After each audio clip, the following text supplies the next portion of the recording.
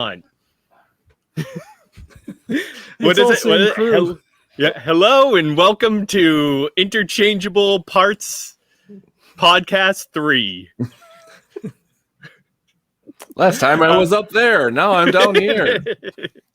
We are going to be doing another demo of a run-through of Megamon, which is a core micro mashup of Day Trippers, Monster Hunt, Welcome to the WWA, all the good stuff where we travel to other worlds, fight monsters, and then come back to make them fight each other. Very humanitarian. That's how we do it here. So we're going to be going through some stuff real quick, get to the game. If we want to go ahead and give a quick overview of what Core Micro is and kind of get everybody assimilated to and used to what we're going to be doing for the next foreseeable future.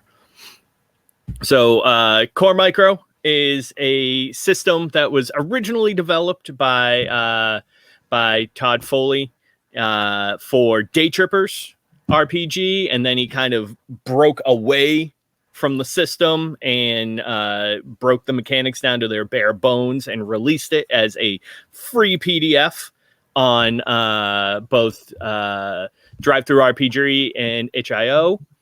Right? itch.io, that's how you say it, right? I think so, yeah. Itch.io. I guess itch.io, there you go.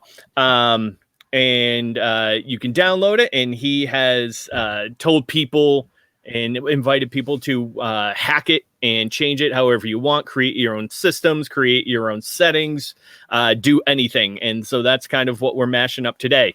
So we have the original Day Trippers setting that it was pulled from. I myself have created a Monster Hunt setting based on monster hunting, which is kind of what our podcast does occasionally. Maybe one out of every 15 episodes. And then Kurt here has also created Welcome to the WWA, which is Wildlife Wrestling Association, which is all about little innocent forest creatures kicking the ever-living crap out of each other inside of a squared circle. So we're going to be taking all of those, throwing them together, and seeing what happens, which is what you can do in Core. So yeah, you know what? I'm gonna pass the torch to the Teach Master, and who also has the most experience outside of Todd with Core. Oh, geez, I don't know if that's true. I'm pretty sure it is. So John, if you could kind of break down just the basics of what Core is and the mechanics, and we can give people a preview of what we're going to be getting into. All right. Well, Core, like most games, has your 6 basic stats. For this game, it's going to be Brains, Charm, Grace, Health, Might, and Psyche. Your stats are based on a logarithmic scale. So most average people you're going to meet on the street have a 1 in every stat. If you have someone who is, you meet somebody at a 6, then you're really going to remember that encounter for a long time. So a stat of 2 is twice as good as a stat of 1. So it's, logarithmic scale. What we did for the game tonight is we're using 150 point characters. So they're seasoned characters. Typically you'd start at 100, I guess. And you have your pool to start from, to increase your stats. Depending on how you want to start your stat will depend on how many points that you're going to spend. Scrolling rapidly through the PDF right now. Oh, there you go. Nice. So if you wanted to start a stat at 2, it would cost you 5 XP, or in the book CP, your character points, or your starting XP. It's the same terminology. So if you want to start at a 3, it would be 15. So you're just going to have this sort of exponential creep in XP. To buy skills, so if you want to start at a +1, you could do anything. If you wanted to, climb a tree and you had, with 3 in grace, you just roll 3d6 you take the highest number. But if you have a skill in tree climbing or a skill in athletics or a skill that would be applicable to that thing, you'd be able to add it. Your stats are a dice pool. This is all way out of order. So if you have a 3 in grace, you would roll 3d6 as your stat. Again, you can do anything that you want. You can try to do anything that you want. If you have skills that apply, they start at a +1. They can get all the way up to +10 with a massive XP expenditure. But what it is, as things become more difficult, as your characters become more experienced, typical DL or difficulty level at early levels would be 2, 3, 4. As you get further up in levels, or if you wanted to crack the encryption over at Microsoft building or whatever, your DL might be like a 7. So if you're rolling 3d6 or whatever your pool of d6s are, well, you're never going to beat that. So really where your skills will come in is to help you at those higher levels. So more dice is nice, right? You get to roll, a fistful of dice. That's cool. But skills are really where it's going to pay off for you later on, because you'll be able to add those bonuses in. There's also life shapers in the game, which we're actually not really using for this, just since it's just a demo. But what those do is you can, so mechanically, like as a player, if you have something in your life shaper, like in our Day Trippers game, my character Jack Nash, he's riddled with guilt. So if I can find a way to work that guilt into a scene, I would be able to roll an extra die. What it does for the GM, however, is, it allows you to flesh out your character for one, but it also gives the GM hooks to pull on and create story and sort of motivate your characters, which Todd has done to stunning effect in our Day Trippers game. The nice thing about the system also is that it's a narrative-based system. So it's not a simple, I roll a die and I succeed, or I roll a die and I fail. It's similar to, although this came first, the Genesis system that Fantasy Flight did, where it's more narrative based, where you could roll and succeed and fail at the same time. So if you roll your dice pool and you miss by more than 1 on your DL, it would be a no end. So a no end, something bad happens. So you're trying to climb that tree, and not only do you not do it, but maybe you get partway up and the branch snaps and you fall back down. If you miss by 1 exactly, it's a no but, and then something positive will happen. So maybe you get halfway up and, it doesn't necessarily have to be related to the action. It could be something else, completely different, but something that positive that happens for your character. If you hit exactly, so if your DL is 4, you get 4. It's a yes, but. So you succeed at your action, but something negative happens. If you exceed by 1, it's just flat out yes. You succeed, you do the thing. And if you exceed by more than 1, it's a yes and something positive happens. In combat, usually it's something related to combat. But if it's something a little bit more on the sides, you're using your skills again to maybe break it, hack the Microsoft system. Yes, you do it, and you create a backdoor so you don't have to make that skill check again. Sounds like you have something against Microsoft. It's the easiest thing to pull from, right? So it is sort of a back and forth, and people can suggest, and you can kind of talk about it, while you're playing. Oh well, shit. So I got a yes in. Well, what does that mean? Everybody's just sort of kicking around, or maybe the GM's like, nope, I know what it is. I got it. What do you think about this? So it's interesting. It is a more narrative style of game. Our groups tend to enjoy that a little bit more, but it's simple. You roll your stat, you add your skill bonus. If you have a gear that might have a +1 or a +2, or if you have a pro kit that has if you're the hacker, it's got all this stuff in it, maybe that gives you a +1 to your roll as well. So you add all that stuff up and see where the numbers lay out and tell a good story. That is that easy. It's probably easier. Right. If you made it through all that. Right. Hey, you know what? I dare someone to explain the entire D&D manual in 5 minutes like that. Because literally that's it.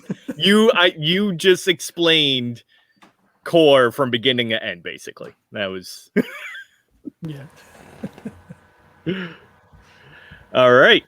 So yeah, without further ado, or with no more ado, let's go ahead and get into it. So the world that we are about to step into is takes place in the far but not too distant future, where there is crazy technology, people with way too much time on their hands, media overload, trans-dimensional flight, teleportation, all this kind of crazy stuff. It's think of your most not quite dystopian to pull wordage from Todd, fractopian future, where there's super poor people, super rich people. Gee, I wonder where that came from. And people just kind of trying to make it through. And in and amongst these people are the monster hunters. They are groups of people who have dedicated their time, energy, and sometimes lives to traveling to other planets, other worlds, and sometimes even other dimensions to track down these strange and powerful monsters. And what they end up doing is going to planets, tracking them down, and then bringing them back here so that the rich can bet on them, and their fights can placate the masses and give them something shiny to look at for a little while. And so that's what you guys do. The hunts are televised. The monster hunt is the guild, so to speak, is filled with crazy characters that, your whole job basically is to get as many likes as you can. So you have to come up with crazy tactics and costumes and sayings and all this kind of stuff just to get the most attention.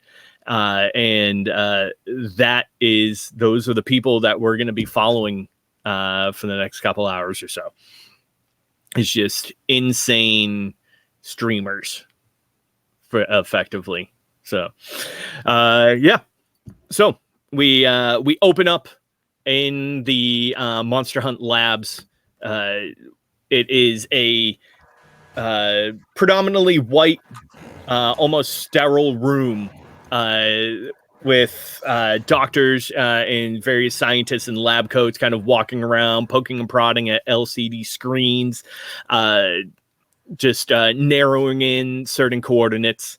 And there's a row of hypertubes behind you, which are the launching areas for the hunters.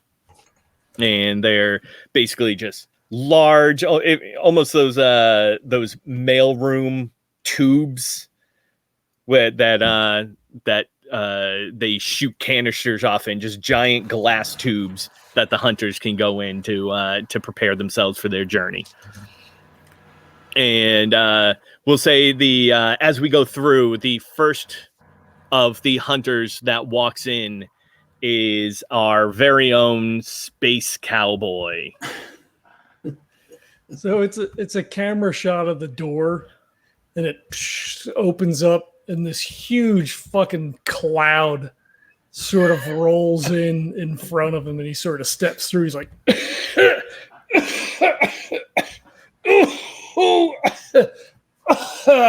oh yeah, that's good.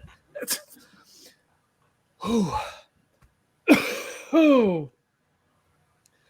so am I late? It's today, right? Yes, it's today. And no, you're not late. You are actually reasonably early.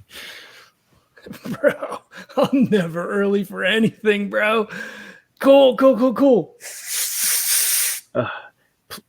If you could please not do that in here. The equipment is very delicate. What?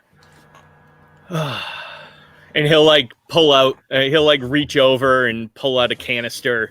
And when he unscrews the top, it basically like vacuum seals and sucks in the smoke around you into the canister. Oh, what are you doing that for? Fuck. Please dispense of that over in the corner. It's just a roach, so you're lucky. They, like, sort of wander over, kind of like looking around. No, to your right. You're right. Other right. Other right. Yeah. Right. Yes. Okay. And it'll look. And it'll drop it in that thing. And if you will, please take your position in tube number 7. 7? 7. Yes, the one with the flat top and then the kind of angly bit underneath it. Like he leans in. Cameron's eyes are red as fuck. Yeah. Kind of red. Like tracing the number. This one. Yes, that one. Like gives him the thumbs up, just kind of like fucking flops back into the tube. He's wearing like baggy ripped jeans. He's got a Slayers of Conformity t-shirt on. He's got one of those like fucking rainbow like hemp like pullover poncho things that were like super big in the 90s. Like he's wearing one of those. Nice.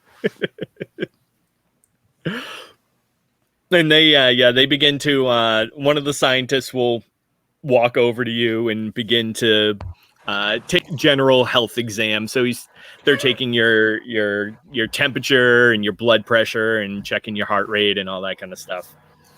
Just making sure that you're reasonably healthy before he's they let slapping you go. at their hands. Yeah. He's like, "You're harsh and my mellow. Just stop it."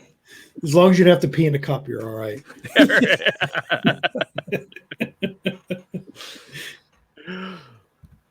All right. So yeah, after that, while they're giving the space cowboy, i.e. Spike, his checkup, next up, walking into the launch bay is going to be Gooey. So Gooey walks in. He has almost like capri pants.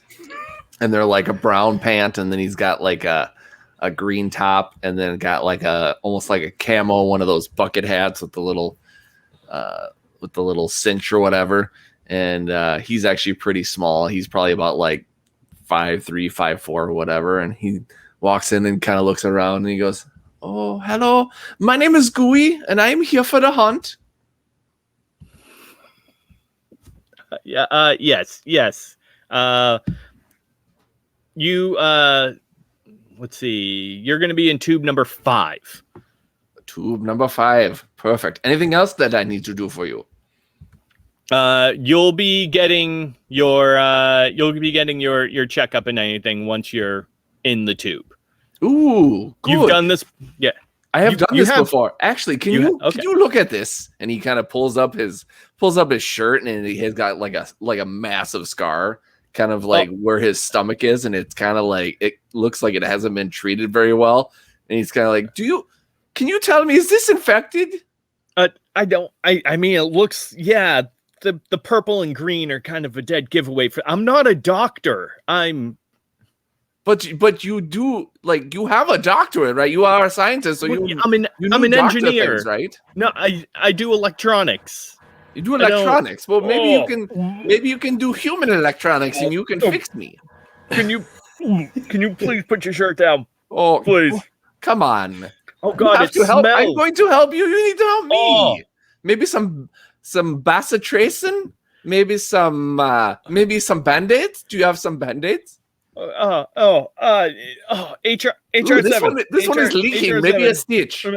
And you see like this like a droid kind of float over to you, and he kind of pulls out like a little PDA and kind of takes a picture of it, like zooms in on your cut with that, and the droid comes over and starts to spray you down. Ooh, I like this droid. This droid is very nice. Thank you, droid. What is your name? And ooh, I like your name. My name is Gooey. Would you like to check out some of my other scars that I have? And he's like literally like covered in scars for the most part. Some are smaller than others, but you know, he's been through a lot. Oh. No, I definitely suggest when you come back that you head over to the medical bay and get all that checked out. Okay, I will remember medical bay. Thank you. You know, as a hunter, you have medical coverage through us. Like you can just go anytime. You come back I and do? you can. Yes. Oh, that's very nice. There's a lot of good amenities that happened with this job. I really like it. I'm glad. Yes, that's good. I'm sorry. What was your name? Wachowski. Wachowski. Oh, you're the best. Thank you very much. Thanks. I will tell your manager, and I will make sure that you get a 5-star review. That's very nice of you. Thank you. Thank you. Pod 5, right? Yes. Pod 5. Okay, I will make my way. Yeah, good.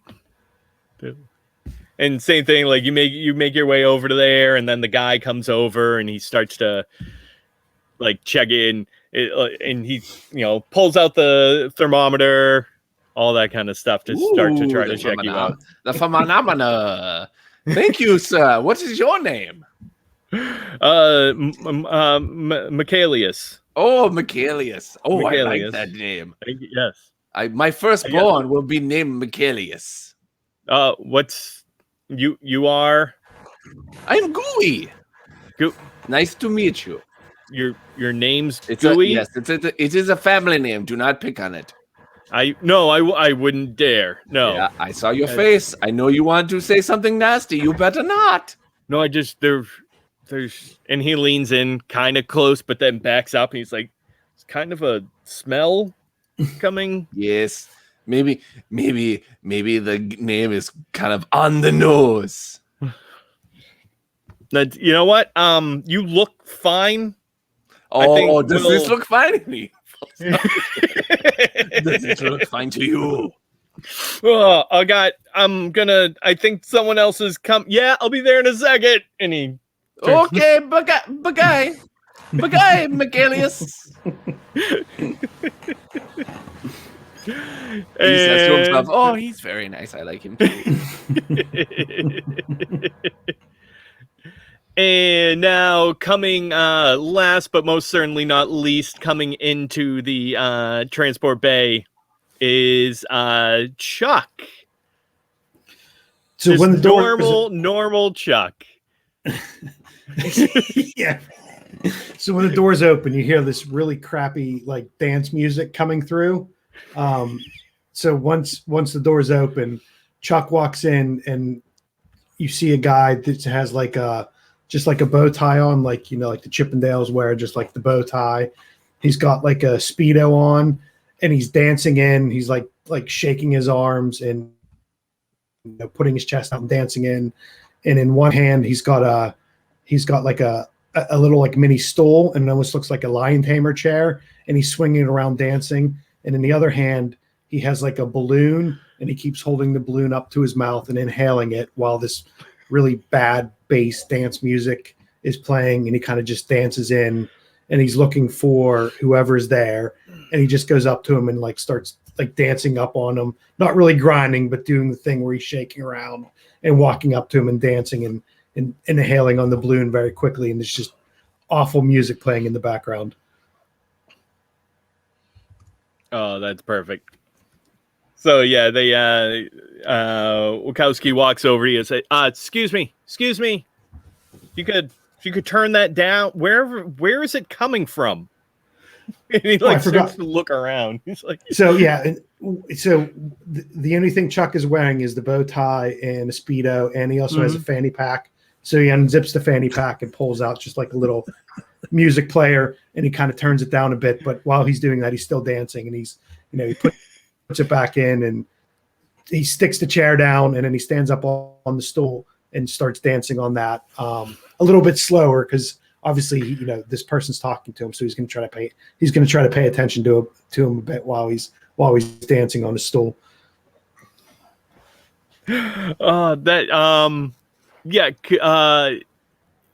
Okay. You're gonna stand on that. All right, that's fine. And you are.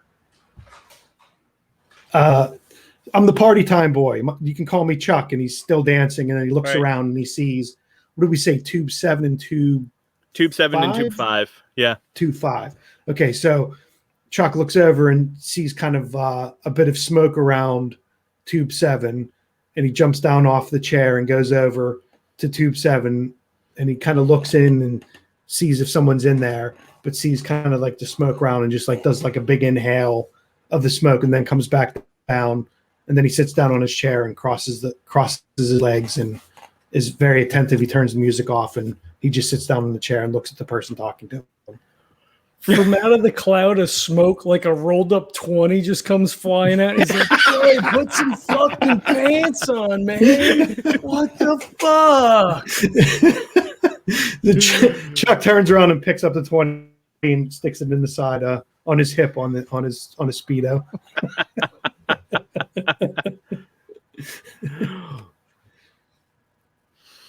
All right. So yeah, he's and so the Wachowski has his pad, and he swipes a few times, and he goes, "Okay,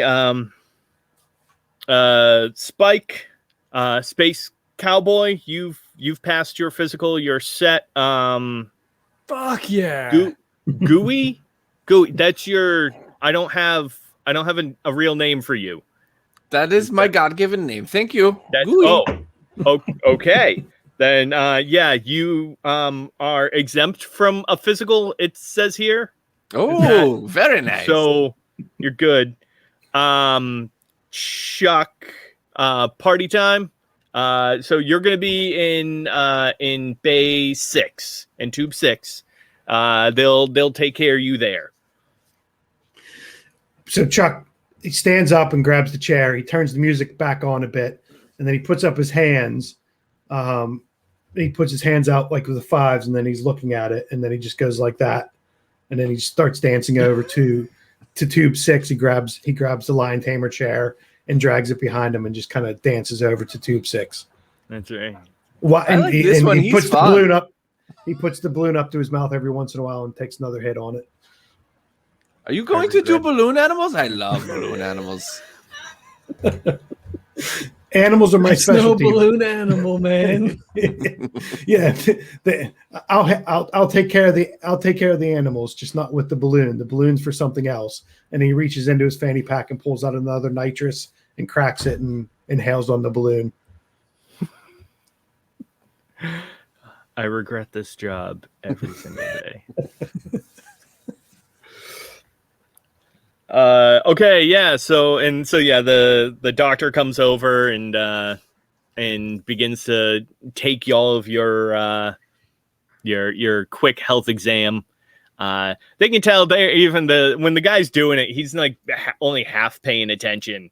He's like not even looking at you, looking at a pad, temperature. Then he like puts the thing on your chest to check your heartbeat, and kind of. It's like it almost looks like half a cup, like just like a plastic cup, and he kind of puts it on and it clenches onto your arm to check the blood pressure.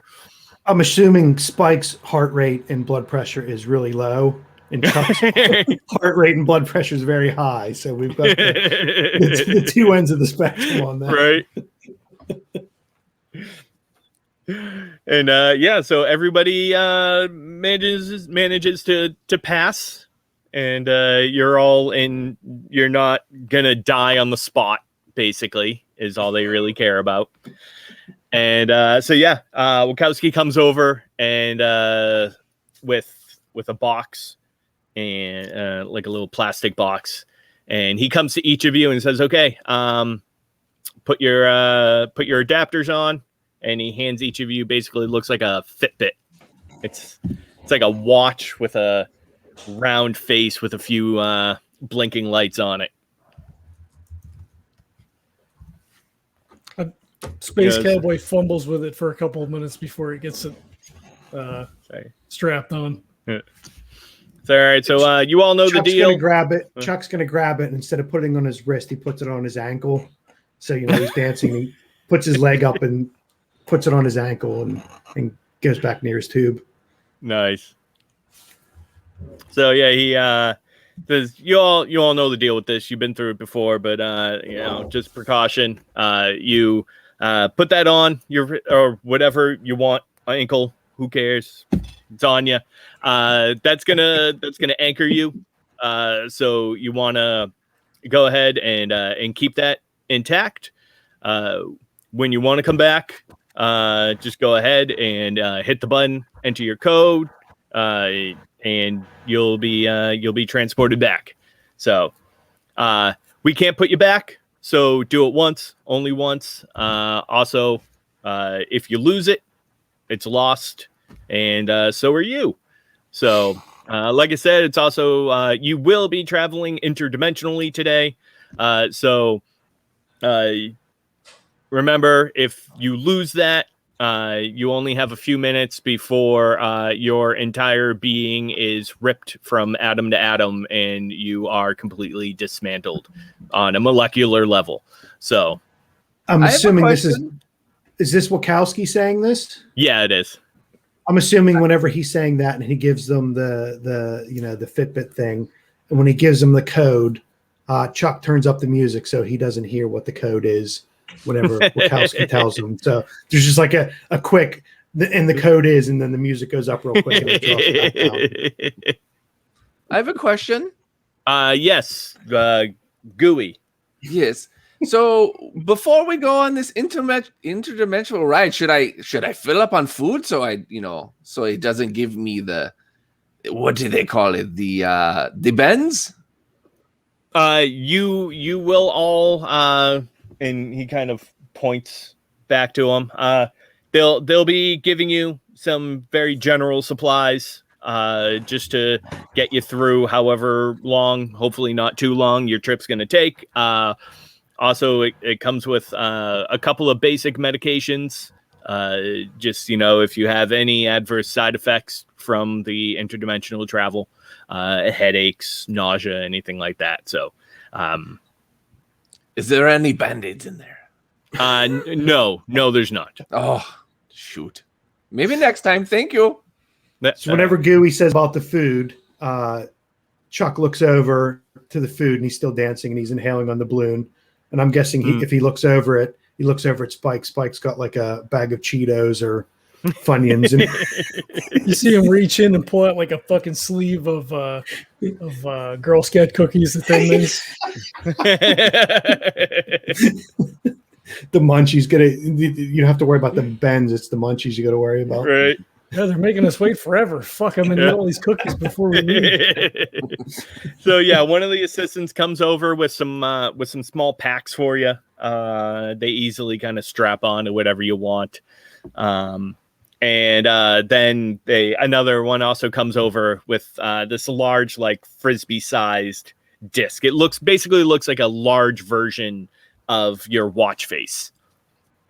I said, and who's going to be taking the monster tag? So Chuck's going to dance forward when they come out. So I'm assuming these packs are the medical kits that Wachowski was talking about. It's your basic supply pack. Okay, so Chuck will dance over and kind of do like the shuffle. He'll grab the pack and he'll grab the disc, and he'll go over to Gooey. He'll look over Gooey a bit and hand him the extra pack. So Chuck doesn't have the medical pack, so now Gooey has two. And then Chuck has the disc, and he kind of looks around and realizes he just has a Speedo and like a fanny pack. and doesn't have room for the for the disc. So his eyes will dart back and forth between Spike and Gooey, and he'll give it to Gooey's low, Spike is high. That's a 6. So we'll hand the disc to Spike because Chuck doesn't have any room to put it away. He doesn't want to carry it around with him. Nice. You're very generous. I like this one. What's this for, man? Oh, that's right. This is for the thing, right? You just put it on the. I got it, man. I got it. Yeah. Do you? I don't think he. I don't think he. I don't think he does. It out. He's like, I got this right here. Yeah. But you didn't really exactly say what it does. I mean, everyone should know by now. You've done Gooey. You said you've done this before, but all right, we're running up on time, so I'm just gonna once you get your monster and subdue it, just attach that to the monster. Again, just hit the button and it'll be transported back, and he kind of points over to the other side of the lab. He said we have a containment area over there. It'll be transported into that. So just make sure, please, that it's actually subdued first. We had a party a few weeks ago that just decided to shortcut it, and it was pretty gruesome. So while he's giving this speech, Chuck will turn down his music and sit down in the chair and kind of look very attentive, like he's taking he's taking it all in. He's not as manic as he usually is. He's listening to all the instructions. And then whenever he says party, he turns the music back up and starts dancing again. He says, wait. But before we go, you got a Sharpie? Okay. No. And he kind of reaches into a pot. Yeah, sure. And he'll like flick it to you. Well, he sticks his arm. He's like, "Can you write that code on the thing?" And he like pulls the poncho sleeve up. He's like, it's the code that you gave yourself when you joined the department. Fuck, everyone, you chose a 6-digit code. Yeah, when did I do that? When you joined the department.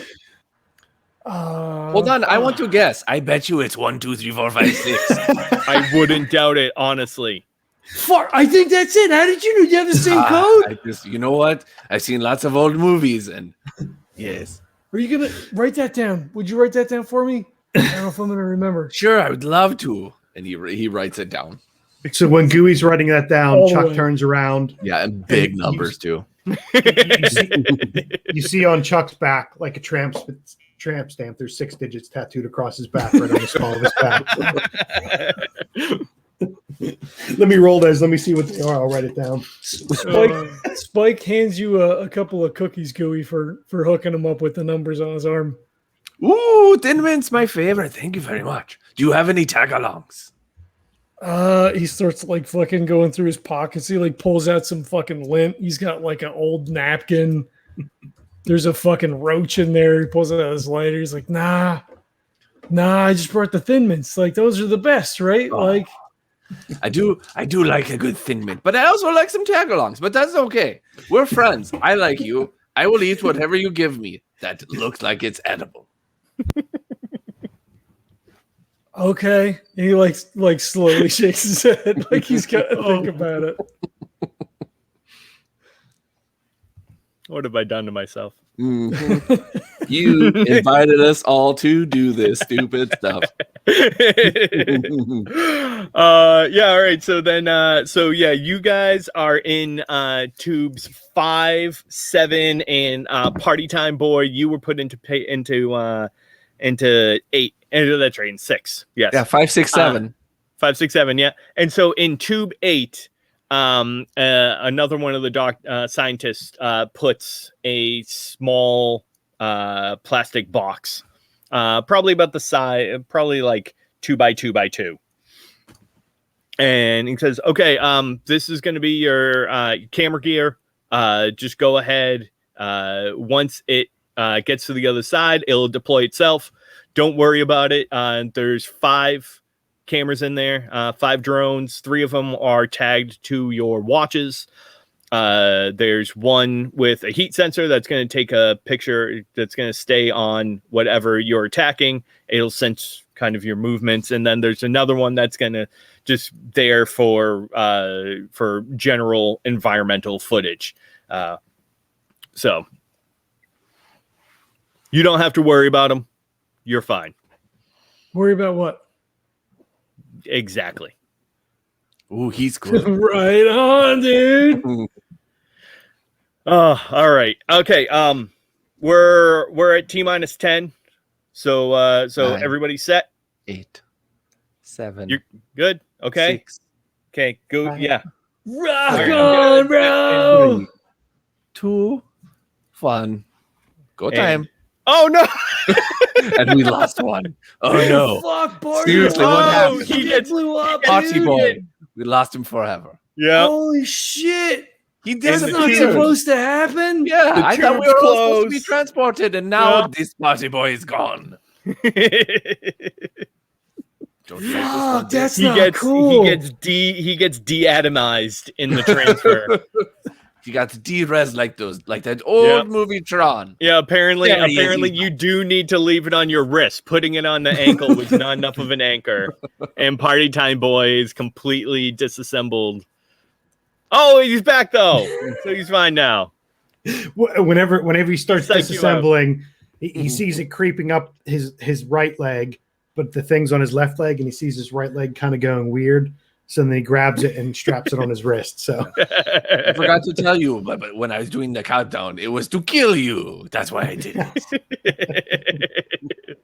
it. So yeah, the once it hits 0, the tubes, the doors of them kind of slide closed, and the watch begins to light up and blink. Then you suddenly feel kind of this the shocking cold and hot, and it's like hot knife just slicing through you almost rapidly, slice by slice. You get tingly all over. There's flashes of pitch black followed by just stunningness of white light that flashes over and over again. And then there's, for a brief moment, absolutely nothing. And then a rainbow of color comes rushing back through you, and suddenly everything kind of settles back down. The flashes of hot and cold slowly slow down and begin to subside, and you feel pressure back on your feet. You feel the ground below you. So Chuck will be, while this is going on, he'll be almost like when people are hyperventilating, they have like the brown paper bag and they're breathing into. Mm-hmm. He's got his balloon full of nitrous and he's kind of breathing in and out on it, trying to settle and calm himself down. And yeah, why don't you go ahead and give me, everyone give me a health check. So so you are, so you've just been sliced through and through. Atoms dematerialized. 6. Oh, 6, 6, 2. Not so all good right. for Gooey. No. Gooey gets a little gooey as I already is a gooey. You just added to the goo. Right.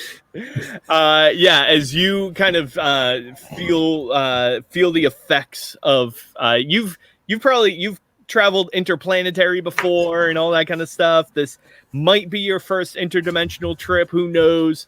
But yeah, it kind of gets to you. Your head starts to spin a little bit, and you just hurl all over the ground, and probably a little bit on yourself too. They told me, they didn't tell me to eat or not eat anything. I didn't even eat anything. Where did this all come from? I had nothing in my system, and then all of a sudden it's all over the ground. It's all over me. I got a little on your shoe. I am so sorry, Spike. You shouldn't have had those cookies, bro. Like that. Oh, it was the thin mints. Yes. It was. It looks just fucking gross. Oh, you should see this. And he kind of picks up his nostril, and he's like, it's burning right here. It came out this end. Oh, I hated it. He's like, oh, hold on. I had that fucking napkin. You want that napkin? Oh my God, I would love your napkin. And he like takes it and he does that, and then lint is hanging out of it because the puke is still there, and it just lots of lint is just sticking out of his nose. And then, he's like, much better. So Spike realizes that's his napkin where he has all of his bank details and his phone number and his address written on. That's like his iPad, that napkin. Oh, fuck, bro. I'm gonna need that back. Oh yes, of course. And he hands it to him back, and it's just sticky and he like holds it in like 2 fingers, and he's like, "Oh man, yeah. I really gotta get like a fucking like a notebook, like because people like write stuff on the book, right? And then they stick it. Like I'm gonna have to. You have one of those? I wish I did. I don't. I wish I had one of those. And you Chuck look lifts at up his arm. He looks says, at Gooey, and he looks at Gooey, and he's got numbers kind of like imprinted on his nose. Right. And sure enough, they actually say 1, 2, 3, 4, 5, 6. Yeah, exactly. It goes around like a cool tattoo. I'm gonna get that tattoo. Chuck has all his details tattooed underneath his arm, so nice. That's why he's shaking his head. That's how you take it with you all the time. Yep. Phone number, address, exactly. date of birth. Yep. If lost, returned. The security is you do it backwards and look in the mirror so no one can steal it. That's called OPSEC. Smart. Yeah, this party boy, he's very smart. He may do a lot of weird nitrous, but he's got it going on. All right. So at this point now, you find yourself on the planet of Afolia. And as soon as your feet kind of hit the ground and your head kind of starts to clear a little bit, one of the first things you notice is just the immense pressure that you feel around you. It's like being hundreds of feet underwater right now. The air itself is kind of pushing on you. Doesn't necessarily make it difficult to move, but it's definitely something that with extreme physical activity, you think you might have to kind of fight through a little bit. So Chuck pulls his music. Yeah. Chuck pulls his music player out, and he tries to start dancing, and it's like he's dancing in slow motion.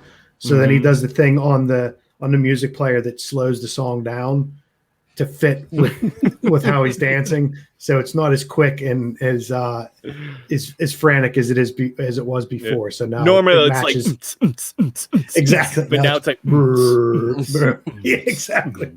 He slows it down to match his dancing speed. Yeah.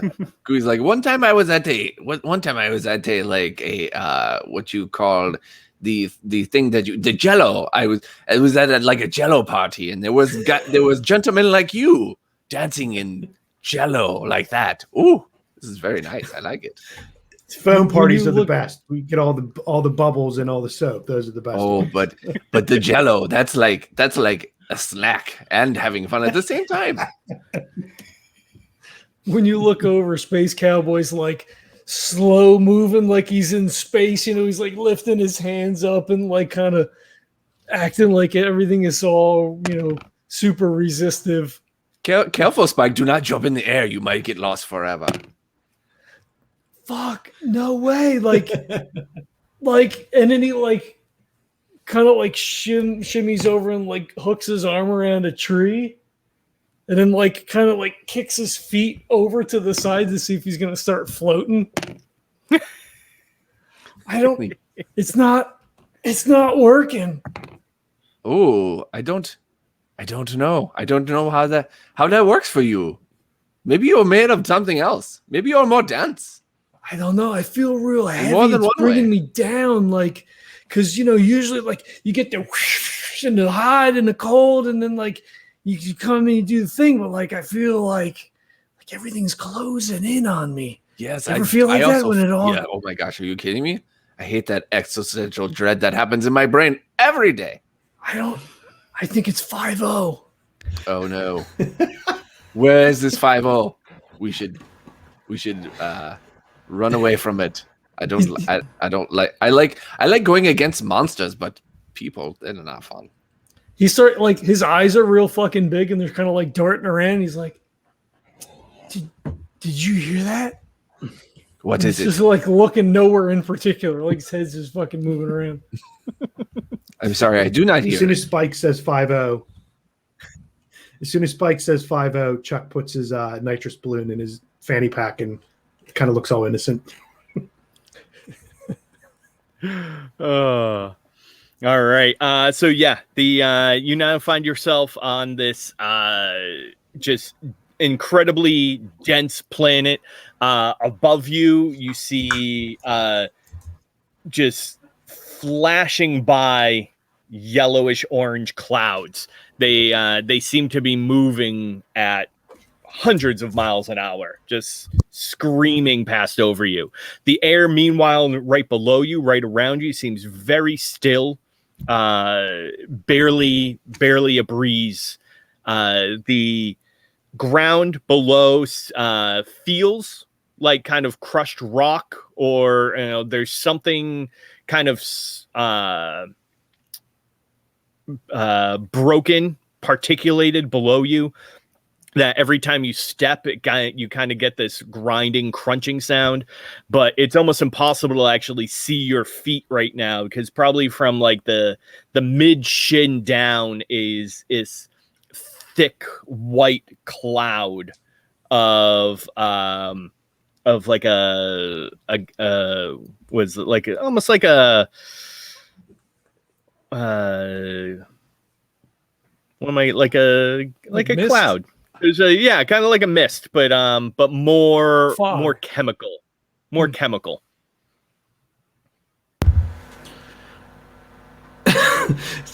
So Chuck pulls out his balloon again and tries to like catch some of the fog in the balloon.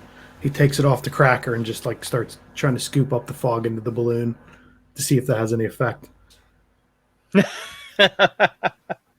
When you do, it actually pops your balloon.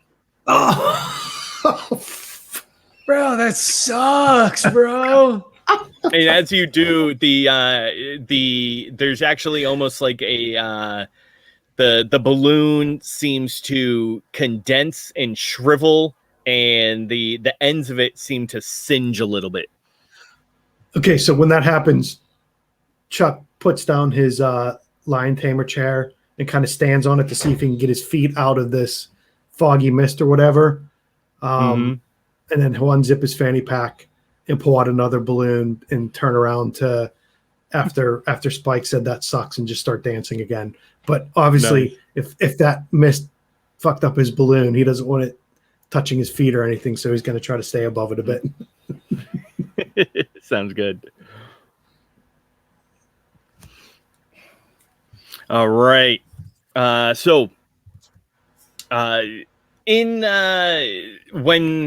Once everything kind of settles, the box that also teleported with you opens up, and the 5 drones fly out.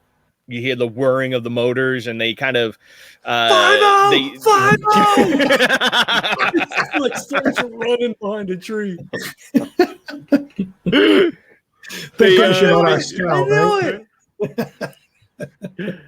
They seem to be kind of really fighting against the atmosphere here, but you hear kind of the motors click up a couple of notches, almost as if they're designed to deal with various atmospheric pressures, and they very quickly at that point kind of lift up about 20 or so feet in the air and begin, and you see a blinking red light from each of them.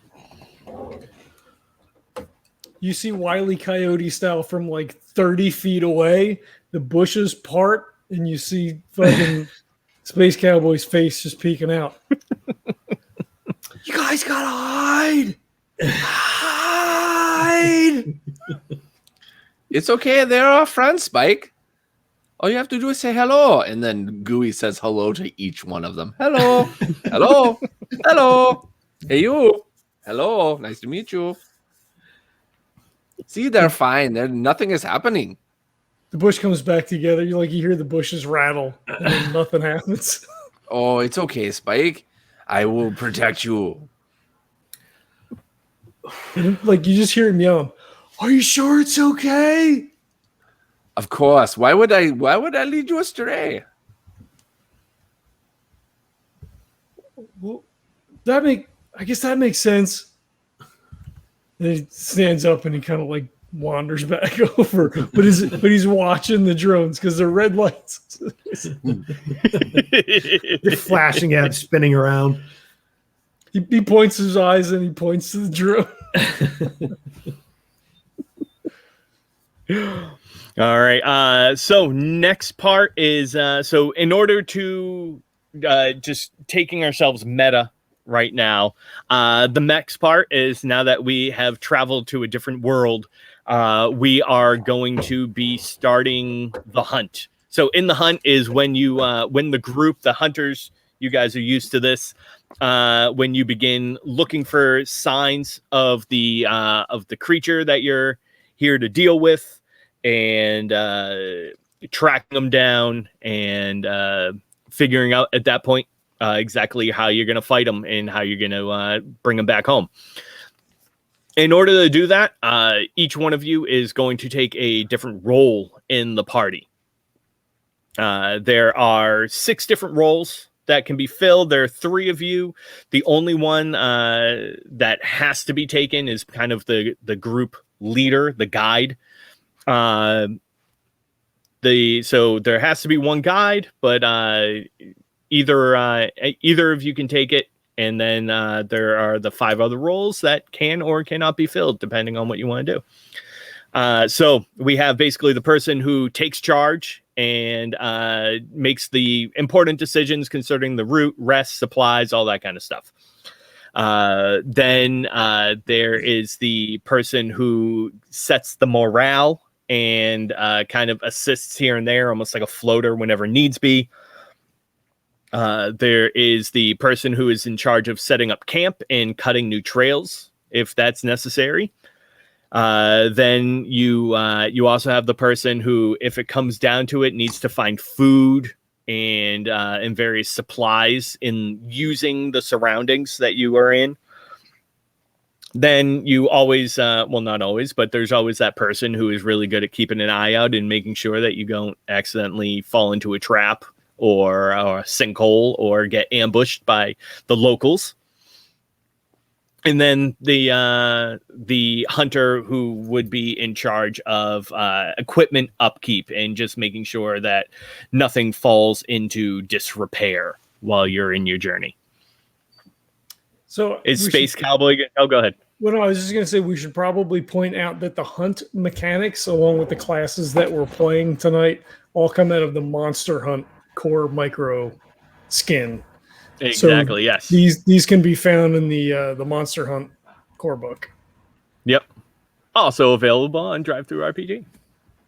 There are also, and I think Jesse pre-rolled a bunch of stuff. There's also rolls for weather, for distance, the type of terrain, the kind of planet. So some of the stuff was pre-rolled to try to streamline things tonight, although we are not helping in that endeavor of streamlining at all.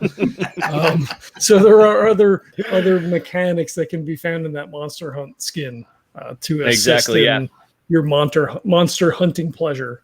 Yep. Yeah. So I'll say briefly, I actually used in Day Trippers. I didn't just steal kind of the general concept of day tripping, of traveling to other worlds and other dimensions. I used the rules in the Game Master's Guide to generate the world and the location that you're in. So it has, you roll for the entire solar system, the size of the star, the size of the planet, the atmosphere, the water content, all that kind of stuff. And it breaks it down to like a dozen or so super easy 2d6 rolls, and they all kind of feed into each other. And it took me like 5 minutes to generate an entire world. So, and it's the same exact thing with the hunt. It's just a bunch of various d6 rolls to give you a general idea of how long it's going to take, how many encounters you could have. And it's all suggestions. You can, as I kind of took previous experience and decided exactly how long to make this and all that kind of stuff. But you could have a hunt that just lasts one session or one that lasts like 3 days. It's totally up to you guys. Well, not you guys. This is only one session. Well, and then you can, like a lot of games, you could take Core Micro, you could take Monster Hunt and spin a whole campaign out of it. we're sort of picking and choosing and, focusing on certain aspects. And this is a mashup of, 3 different systems. So we're just trying to like get it out there so people can see how flexible that it is. But we've had a Day Trippers campaign that's been going for 4 years. Is that what we decided it was? A Day Trippers campaign that the system originally was meant to just do like one shots. Or at least episodic, right? Like we've always discussed it as being episodic, and we've never actually played it that way. So no. All right. So from between the 3 of you, who do you think would like to be the guide, the person in charge that kind of sets the pace of the hunt? It should be our scout, right? What's your brains, Gooey? Sorry, I was doing a little chatting. Let's see. So, what are my brains? I got 4 for brains. Ooh, I'm very smart. And you are the scout, right? It kind of makes sense. Yes, I am. For you to, I think that would make sense to guide it. Yes. You have the hat with the little thing. I sure do. I have the Lita hat. Yeah. I will take you into the jungle, and we will find the monsters, and we will take them back. That makes sense. Mm-hmm. All right. So Space Cowboy. What do you think you're looking at? I think second, maybe. Like he's just wandering around, like telling stories. Like once they get him calmed down that the drones aren't going to arrest the 3 of them, he's like, oh, like when we were at this place, right? And we were trying to like fucking score this weaver. It's like really good stuff from this one guy.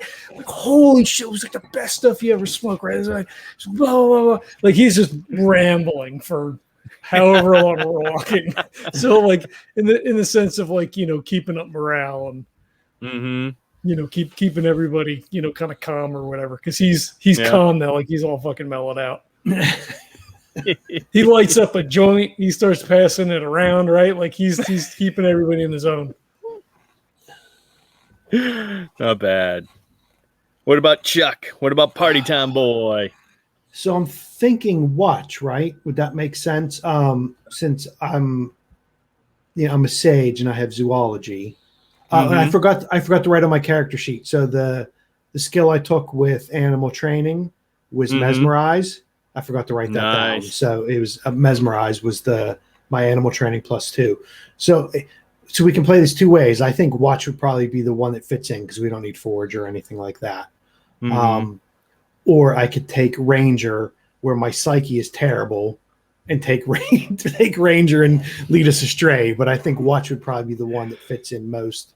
Chuck will hear the Space Cowboy being all paranoid about the 5-0 and all that kind of stuff. So I guess Chuck's first instinct would be, okay, well, I'll keep an eye out for everything because Spike seems to be a bit paranoid. So I'll keep my eyes peeled. Nice. And in case, if something does come at us, since I'm the sage, hopefully I can use some zoology to help us out if we get surprised by something leaping out at us. Right. Very nice. All right. So, you guys are all set up. You have your equipment, your drones tagged onto you now. You're feeling the pressure, the intense heat as well of this planet.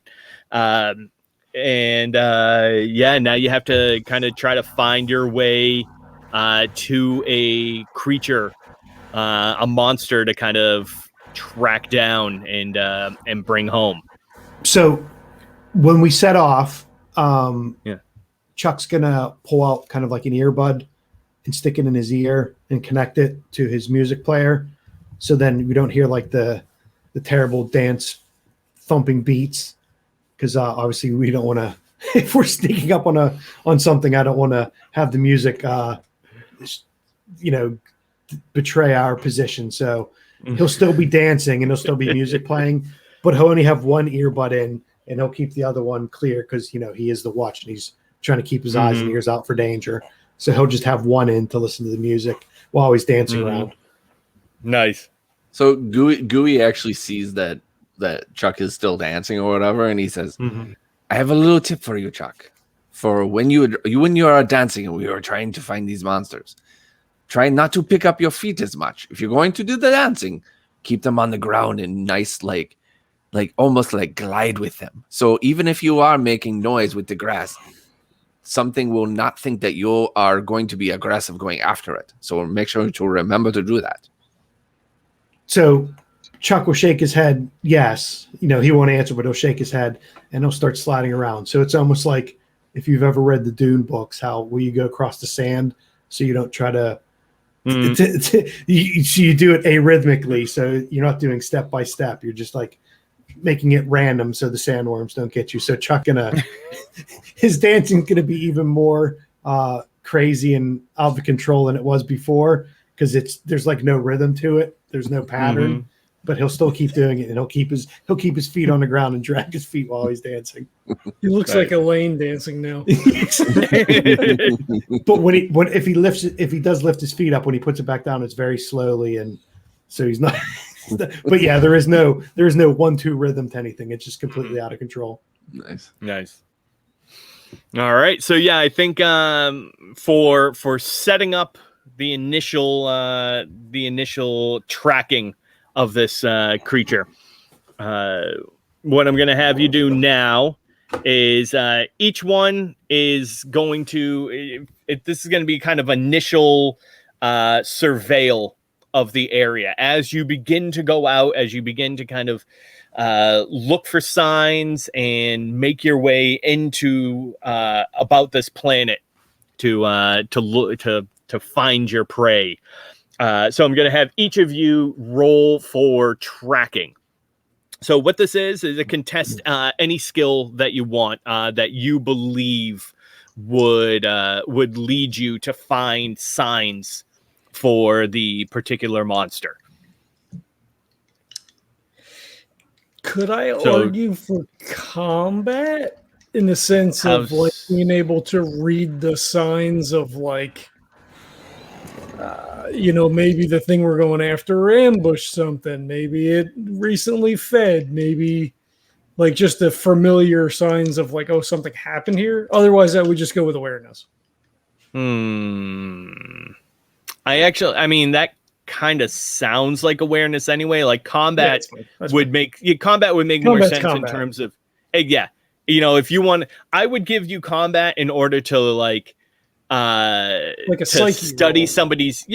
study somebody's movements and figure out what tactics and techniques they're using and stuff like that. That makes sense. But in this instance, that actually does sound more like awareness anyway. Yep. Nope. That's totally fair. And that's, I don't remember which skill that's based on. Scrolling. I think brains. Is it?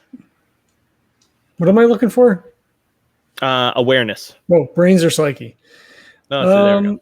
Okay. It's 2 dice for 2 dice for me. Oh, there you go. All right. How about GUI and party time? So are we using a stat or a skill for this? I forget. It's both. Right? It's kind of both. So okay. The skills. So I can use just a straight stat. I can use a straight stat if I want, but then I can use a skill if that adds to it, right? That was the your stat is how many dice you're rolling, and then the skill, if applicable, will give you a bonus to your highest roll. Yeah. So I think for Chuck, I think he's got animal training. I don't think that really helps, or performance. So I would probably either go with I'll go with Grace or brains. But I think GUI said he has brains. So I think what Chuck's going to do, if you allow it, is he'll use Grace. So he'll turn his music down a bit in his ear, and he'll concentrate and kind of look around, and he'll bend down to kind of look and see if he can see any tracks or bent grass or broken tree branches, things like that. But he'll do it very slowly, and he'll make sure he doesn't disturb whatever he's walking on. So he'll use Grace if he can do that. All right. You said that you have animal training, right? Mm-hmm. That requires knowledge of animals and okay. So the fact that monsters and everything like that. So yeah, I would allow the bonus from that skill to transfer into this. Okay, cool. Then I'll do that. Then that sounds good. Yeah. I didn't mean to completely dismantle your spiel because it was I think that the base animal training, I guess that would make sense. You're trying to tracks and all that kind of stuff. But I didn't know if the fact I took like a specialization of mesmerize, if that would detract from that. But I'll use animal training. Yeah. Okay, that sounds good. All right, and how about Gooey?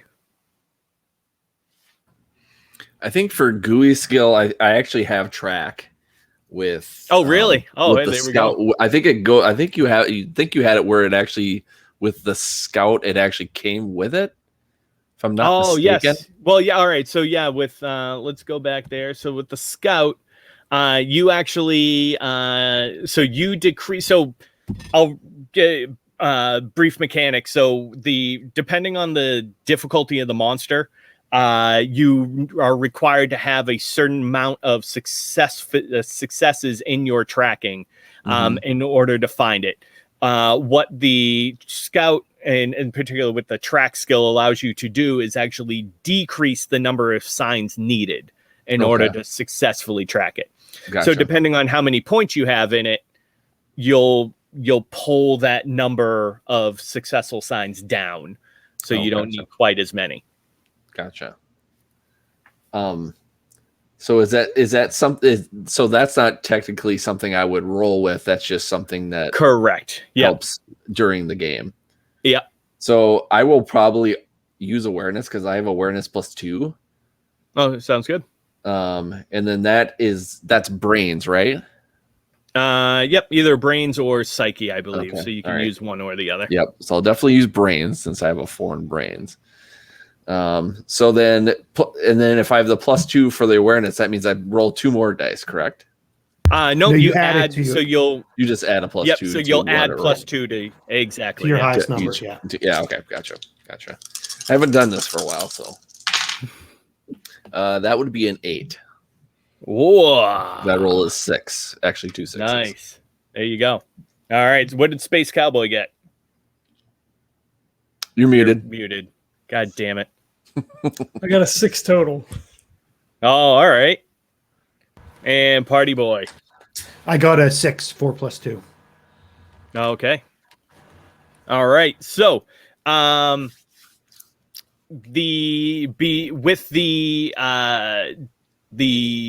difficulty of this land, it's very rocky terrain, and the kind of semi-gaseous cloud floating just above the ground. You can also see that in some spots where the cloud kind of clears a little bit, that the entire ground is singed and in some places deeply burned. So clearly something kind of recent has happened here. So signs are few and far between to allow you to actually track something at this moment. However, Gooey, you are able to find some trails that you're picking up on, and weirdly enough, it looks like there's actually markings here and there by a fairly large creature, and they seem almost purposely made.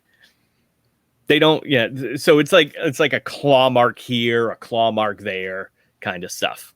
So is it like marking its territory, or is it inviting something else to challenge it so it could defeat it? Let's see. Why don't you go ahead? Do you have any type of knowledges in terms of creatures or anything like that? Well, unfortunately, I don't. No. All right. Down, so. And why don't you just go ahead and give me a straight up brains roll? Yeah, we'll see what Gooey comes back with. Then Chuck has an idea. Okay. That's another 6. Wow, nice. You can. It very much looks like a territorial marking. Okay. So then I pointed out to everybody, and I go, look at this. It is marking its territory. It's telling you that this is its land, and we are trespassing. So we have to be very careful. You can tell that this thing is quite large, and we don't want to go into the fray without being prepared. So we have to have our eyes peeled, and we also have to be very, very careful. And he kind of like takes parts of where it's marked its territory, and it kind of like if it's a rock, it takes a little piece of the rock, or like maybe even a little bit of dusting, puts it on his tongue, and is like, yes. This is interesting, very interesting. He doesn't say anything else, and then he goes to like the ground and like finds a little part where like it made a mark and it's a little singed. He's like, "Ooh, yes. Oh, this makes more sense. Yes. Oh, yes. Very interesting." So when you point out the claw marks and stuff, Spike, he wanders over and he's like, "You gotta." It's like a dog, right? Like you got to show it who's boss. So he just like goes over, like fucking pulls down his pants, start pissing all over where the claw mark is. It's like, now this is our territory. And he like turns around and he's like fucking pissing all over towards you guys. Gooey kind of shakes his head and he's like, "No, Spike, that's not how you do it. You're actually going to piss it off, and it's going to be even worse. But I like where your head's at." So, and one of the cameras actually comes down low and does like a full pan around as he's pissing. There's a big black spinning around, so it's all pixelated. There's like a big black pixelated thing wherever Spike spins around. Boy, this camera really this is the future, like all inhibitions and everything out. This is full on. Yeah, exactly. And and Spike, you actually start to your watch starts to vibrate, and when you look at it, you start to get flashes of hearts pumping on it. So as he's trying to do both things together, he just falls down on the ground because he starts getting dizzy, and then he's got his hand on his pants, and he's got his arm up, and he's fucking spinning, and he's sort of like, oh fuck. So Chuck looks over and sees Spike do that, and Chuck's sage with a zoology specialty, and he'll kind of look over to where Gooey said, "No, don't do that," and he'll kind of shrug at Gooey and said, "Yeah, I think what Spike says makes sense." And then Chuck will start peeing everywhere. he'll pull his Speedo down a bit and then do the same while he's dancing. So so I'm assuming Spike's just like kind of spinning around lazily, and then I guess Chuck will, he'll be dancing around but keeping his feet on the ground doing it, and he'll be marking territory also because obviously he's a zoologist. That makes sense what Spike said. Yep. Yeah, and you start to get when your watch starts to vibrate, you get a combination of music notes and like the crying laugh face all start popping up. I get less faves as Spike though, because it seems like I'm trying to horn in on his. I'm trying to steal his. I'm trying to steal his clout. You weirdly get a handful of eggplants. I don't know why. It's weird too. Boy, I feel like I'm being very left out. Unfortunately, I have nothing left. I threw it all up, so I guess I will not be joining this party. Oh, well. Yeah, you get a bunch of emojis with the green face with like the puffy out. Right, Oh, no, I'm getting a lot of these things. They are picking on me. I don't like it. I have a sensitive tummy. Leave me alone. All right. Well, after you guys are done marking your territory and checking all out, first is to you need to now decide exactly where you're going and how you're approaching the journey. So the drones that are flying around, they're just cameras, right? They're not exactly tracking. Yep. Okay, they're just So each each one drone each is basically locked onto the signal coming off of your watch, so it can track you wherever you're going. Just so they can get basically it's a camera crew. So they want to get footage of all three of you, and then they want to get footage of like the party itself, and then some B-roll basically. But they're not doing any of the tracking or anything. It's us that's doing that. Okay, gotcha. Cool. Okay. Jesse, you saw that Gooey's track score was a 2. I don't know if you factored that in earlier. I did, yes. Okay. Yep. Because he never actually said what it was. He was like, "Oh, you have track. Yeah, you use that to do the thing," and then that was it. Yeah, so that means that you basically need 2 less signs in order to efficiently track it. So, and we don't have any information on what we're tracking. We've just seen the tracks themselves, where it was exactly territory, right? Yeah. Okay. So can Chuck kind of lean down and look at one of the tracks and kind of get a feel for, what we're looking for? Is it, 2-legged, 4-legged, size, that kind of thing? So you haven't actually seen tracks per se.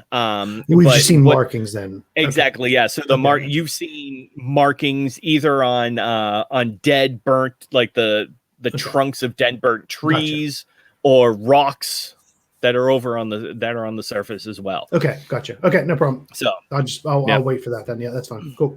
All right. And yeah, you'll notice like each they basically look like claw marks, somewhere between 3 to 4 claws, depending on kind of the angle that it hits at. And they're pretty decently spaced out. Each claw mark is probably about I'd say 2 or so inches apart. Okay. Bro, that's like a big foot, bro. Did you see that? Like, he puts his hand up next to him. He's like trying to stretch his fingers out. And he's like, "Oh fuck! I think I peed on that one. Shit!" And he's like starts wiping his hand on his chest. Oh. We're hunting Bigfoots. Is that a real thing? I watched that show on History with that guy, right? Like he fucking runs around in the woods, but like that's like those ghost things, right? They're not real. Like they just like, did you hear that? And then they're like, oh no, right? That's what that is. All of a sudden, Chuck gets very serious and very, staid, and he looks at Spike and says, "I know zoology. I don't know cryptozoology. So we'll have to see how this goes." Actually, they about 15 years ago they discovered Bigfoot on Earth Sigma, and yeah, he's very nice. Over there, it's actually they have a thriving population of Bigfoots. Bro, that's like big feats, bro. Right? Like, is that the big feats? Yeah. So Chuck will look at Spike and say, there's always been debate on whether Bigfoot was a creature or interdimensional. I guess if they're on Earth Sigma, that means they're interdimensional, like aliens, big hairy aliens. But it's Earth though, right? So like, they can't be aliens if it's Earth, right? Because it's Earth. Yeah. What is Earth Sigma? So add a character like nature exists in a multiverse. So it is an Earth, but a different. Yeah, different timeline or whatever. But it is multidimensional. If it's Earth Sigma, that means it's multidimensional. So it's not aliens, but what do you call multidimensional? What do you call what now? Multidimensional. So then Chuck will hit his balloon and say, oh, yeah, I guess they are on Earth, so they're not aliens. And he's kind of pondering because he's trying to the multidimensional. If you hop from dimension to dimension, are you considered an alien? Would you be an alien if you're on Earth Prime and something else from Earth Sigma comes over? That would be considered an alien, wouldn't it? Because it's from out of, and then he puts his lion tamer stool down and sits on it and does like the thinking thing where he's got he's completely weirded out now because if you're on Earth and someone from a different Earth comes, you would think that Earth is an alien, but they wouldn't because they're from Earth. and he's just completely twisted now. He is. He's. We're not on Earth though, right? We're on whatever they said the thing was, because it's not Earth though, right? But if they were found on Earth Sigma and they're here, this isn't Earth. So would they be just a traveler, or would they be an alien? Yeah. So Chuck's completely out of his mind right now. While Party Time and Space Cowboy have a discussion on the ethics of interdimensional alien travel and immigration. We'll say, Gooey begins to kind of set the plan for what they're going to be doing. So you need to figure out what path you're going to take, what direction you're going to go. You've already picked up on a couple of the trails, so you have a decent general idea. You just need to kind of set up what you need and where you're going and how far you think you're going to be going. So when Gooey looks over his shoulder, all he sees is Spike and Chuck. Spike's toking up and Chuck's hitting his balloon. And they're just having these weird conversations about hands. Exactly. And he kind of just shrugs and goes, well, I guess I got to get to work. Yeah, Gooey walks over. I hate to bring up this existential meeting of the minds, but we will not get anywhere if we don't get going. You guys keep using that word. What does that mean? It just means like the world as a whole. Like it's a lot of meaning and stuff, and it's all in your head, and you just need to just chill, like you do sometimes. Yeah, bro, I fucking chill all the time. But now we have to be serious chill because we're going to find a monster. Fuck yeah, bro. He like fucking cinches his belt and he like straightens out his poncho. Nice. Super cereal, bro. Oh, God. Chuck puts on Eye of the Tiger and turns it up a little bit so everybody can hear it coming out of his ear pod. Ooh, this is my job. Okay, so we have a couple of ways to go. I think going this way, and he points to the left of himself. I don't know where exactly where, but he's like, this seems like the most probable way to find this monster. But we're going to have to be stealthy. We're going to have to be prepared. Do any of you have any weapons or anything that we have just in case we run into trouble? As soon as Gooey says weapons, Chuck reaches around his back to the back of his Speedo and pulls out an Uzi, and then opens up his fanny pack and grabs a mag and slams the mag into the Uzi. So Gooey looks at Spike and then looks at Chuck and then looks at Spike again and looks at Chuck, and then he goes, "Where did you get that from? How did you hide that?" Right? Yeah, that banana hammock. Boy, that's not a lot of room. You must have had it. Oh, wait a minute. It's a Speedo Party Time holding. watch starts popping up with the peach emoji. It's a banana hammock of holding. And he will never be encumbered because there's always so much room in there. Exactly. Spike starts going through his pockets and shit, and like he knows he brought something, but he reaches in and he pulls out like a bag of chips, like the little bags of chips, and he's like, "I think I have a little bit." Oh, fuck yeah, bro! I got fucking sour cream and onion. Oh, it's the best. And he's like rips open that, just completely forgets about pulling out a weapon and starts eating chips. And they're small, so he doesn't offer. He kind of like turns a little bit. Yeah. Make sure no one steals them. Yeah, exactly. Gooey goes, "Well, I've got these," and he kind of pulls some caltrops out or whatever. He's like, "I have these if we need, but we should probably head out. Spike, if you're going to eat those chips, make sure you keep your mouth closed. We don't want to give out our position."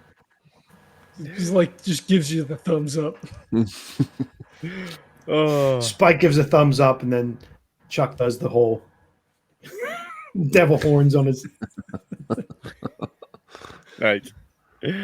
All right. So why don't you go ahead and give me a brains roll then for your guide roll, and you're gonna have to beat a 5. Okay. I believe in you. Y'all have not made it easy on yourselves. I got a 5 exactly. Oh, there we go. So that is a yes, but so you are able to pick up the trail of the monster. It's kind of not necessarily led you in a direction, but it hasn't really hidden itself all that much. I will say, but I'm eating with my mouth open.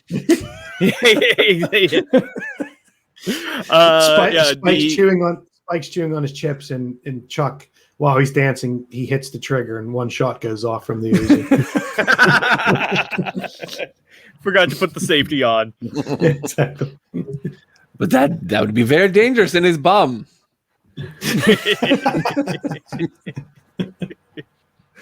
I think all the baby oil on, kind of made the safety slide off. So, oh, geez, neat trick.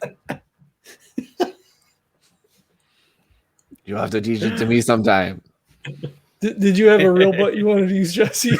No, that's perfect. I love it. That works out perfect.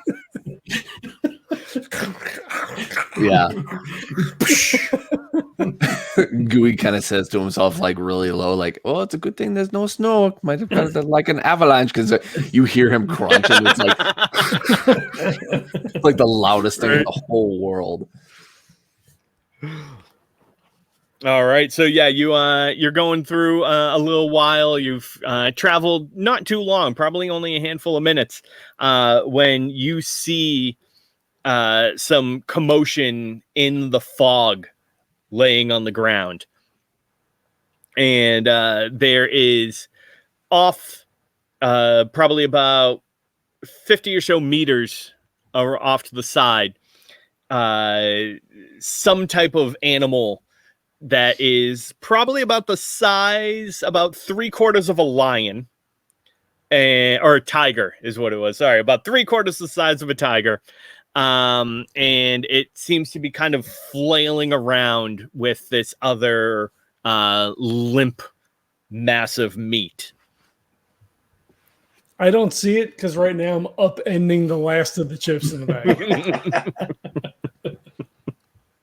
Can we see it full on? There's like no like fog or like anything obstructing. So there's that kind of still low lying fog on the ground, but it's standing up above that, and it's kind of hunched down a little bit, but it's kind of going at whatever it has in its jaws. So it fog, looks. Oh god. No, I was gonna say the fog and mist kind of. It's not like if it's at higher elevations, it just kind of hugs the ground, right? So if it's going up a hill, exactly, yeah. Okay, it's not like clouds or anything. It just stays.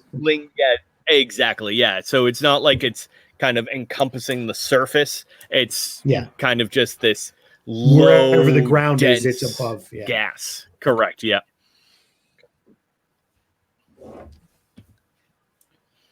Does anybody know exactly what this is? This is something I've never seen in my life. I've done lots of hunting, but this is one I have not seen.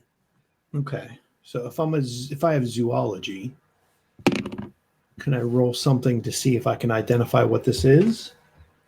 Yeah, sure. Go ahead and give me a brains. Okay. And just beat a 3. That is a 4. All right, so that's a yes. So yeah, you know that this is a predator creature. They call them walk nogs.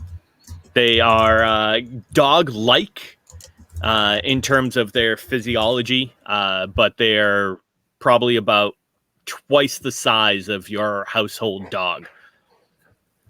And they are incredibly vicious. They don't often travel in packs.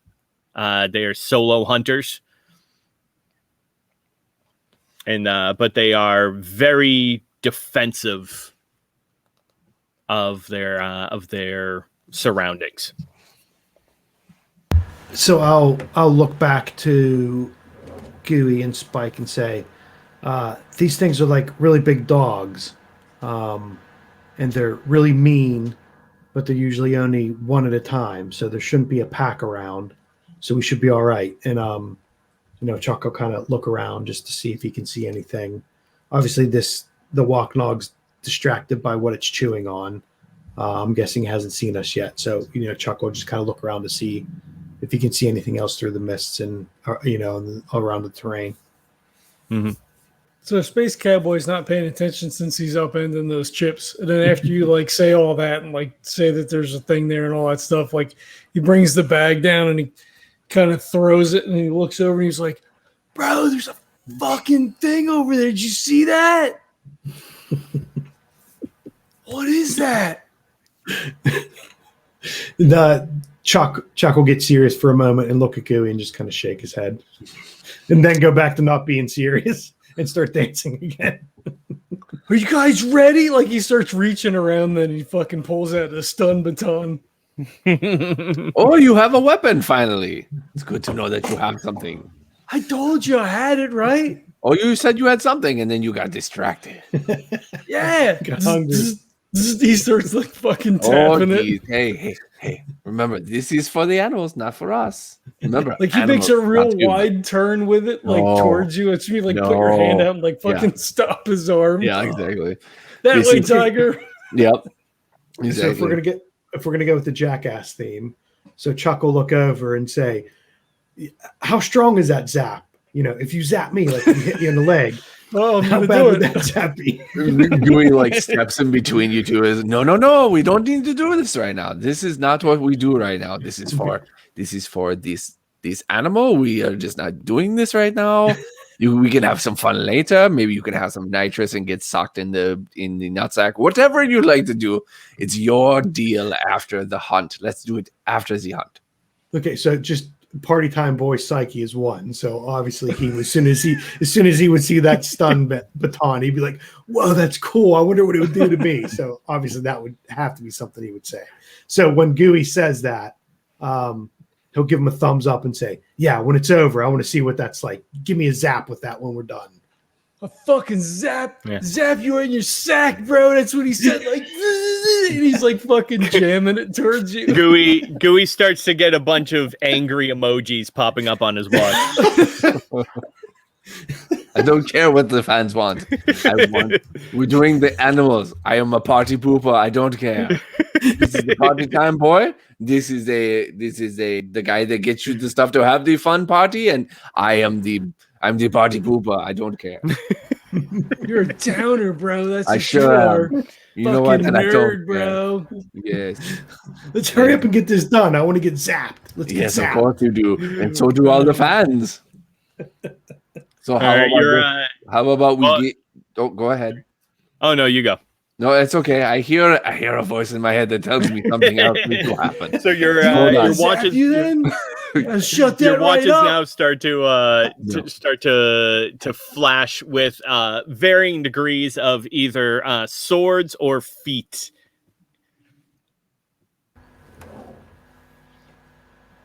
No lightning bolts. No lightning bolts. So my suggestion is I think that we need to surround this animal. We need to hit it from all sides, especially since it is alone. But also we need to sneak up on it because it is also busy with its food. It will be very angry once we try to attack it at first. But we must get the jump on him or her or it. So Chuck puts his lion tamer stool back down and sits down on it and starts staring at the creature. So if I have zoology, if I roll against, it says roll against zoology, I can find out a number of strengths and weaknesses equal to my zoology score. So I think the zoology score is what you set, right? That's the That's the difficulty level. Okay. Correct. So if I roll that, I can find strengths or weaknesses equal to that number if I roll it. Yeah, sounds like. Okay, so I just need to. I'm assuming, is that just a 1 dice roll or? No, so it doesn't even look like it's not even not a roll. a roll. You just automatically know. Okay, gotcha. A number of strengths or weaknesses equal to your score. So what's your score? For that would be for zoology. Yeah, what would that be against though? That's what that was the part. It's not against. So it's not against. So the skills for the specializations are you buy into them like you do any other skill. Okay. So it all depends on how many points you decided to put into zoology. So what did you rank it up to? So the skill that came with Sage was animal training, and I did plus specialized, 2. Right? And yeah. So then your score would be 2 then. So you could. Okay, so it's the plus 2. So it's that plus 2 would be the score. I got you. Okay, that makes sense now. I got you. Because you're not making a roll for animal handling or animal training. Yeah. But but the zoology would be whatever that plus is on that skill. Yep. Okay, that makes sense. Yep. So yeah, it's a plus 2. All right, yeah. So you know 2 things about this creature. Mm-hmm. So why don't you go ahead and tell me? You can tell me. Why don't you give me 1 strength and 1 weakness of it? Super vulnerable to stun. Yeah, exactly. Electricity. It doesn't like electricity. So Chuck's sitting on the chair and staring at it, concentrating, and then you just hear him talking. He won't turn around and look at you guys, but he'll be looking at the creature, and he'll say, its weakness is it's not a pack animal. It fights solo. So I think what Gooey said is if we space ourselves out, we may be able to get an advantage on it because it'll be fighting 3 against 1. And then he'll flash up one hand with 3 and then the other one with 1. And then what's its strength? If you want, I can give. Oh, go ahead. No, I was going to say, go ahead. No, go ahead. All right. I have an idea, but go ahead. You give it. All right. It is fairly quick and has very strong hind legs, so it's able to cover some pretty decent ground in a quick amount of time. Okay. So I'll shout back, or not shout back. I'll talk back to the guys without taking my eye off it, saying, this thing moves pretty quickly, so we got to be careful. So we got to make sure if we space ourselves out, we're not too far away from each other in case it moves quickly after one of us. We want to make sure we want to cover to help everyone else if it goes after one. And then if it's distracted, then the other 2 can kind of leap in on it. Who the fuck is Juan, bro? There's just the 3 of us. He starts looking around.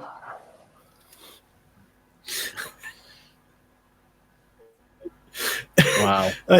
Chuck will be completely absorbed into keeping an eye on the Walknog, and he'll just kind of look back real quick while when Spike says that, and then he'll dart his eyes back to Gooey and say, "What's Spike saying? I kind of missed it. I was concentrating." Don't worry about him. Nope. This is not time for you talking. No, Spike, he's just doing his thing. Don't you worry about him. So when he says he's not supposed to be talking, he draws his hand across his lips and throws his hand like he's throwing the key away. But you still got the roach in one side. The zipper goes over. Yeah. I feel like this is the best option here. Yes.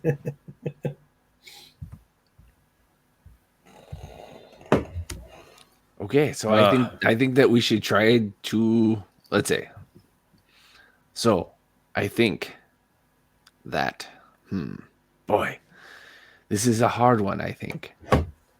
because of this is quickness, I think that maybe I should take my caltrops, find a way to get past these, or put them around this animal, so it has no way of. Well, it could jump out of it, but maybe it would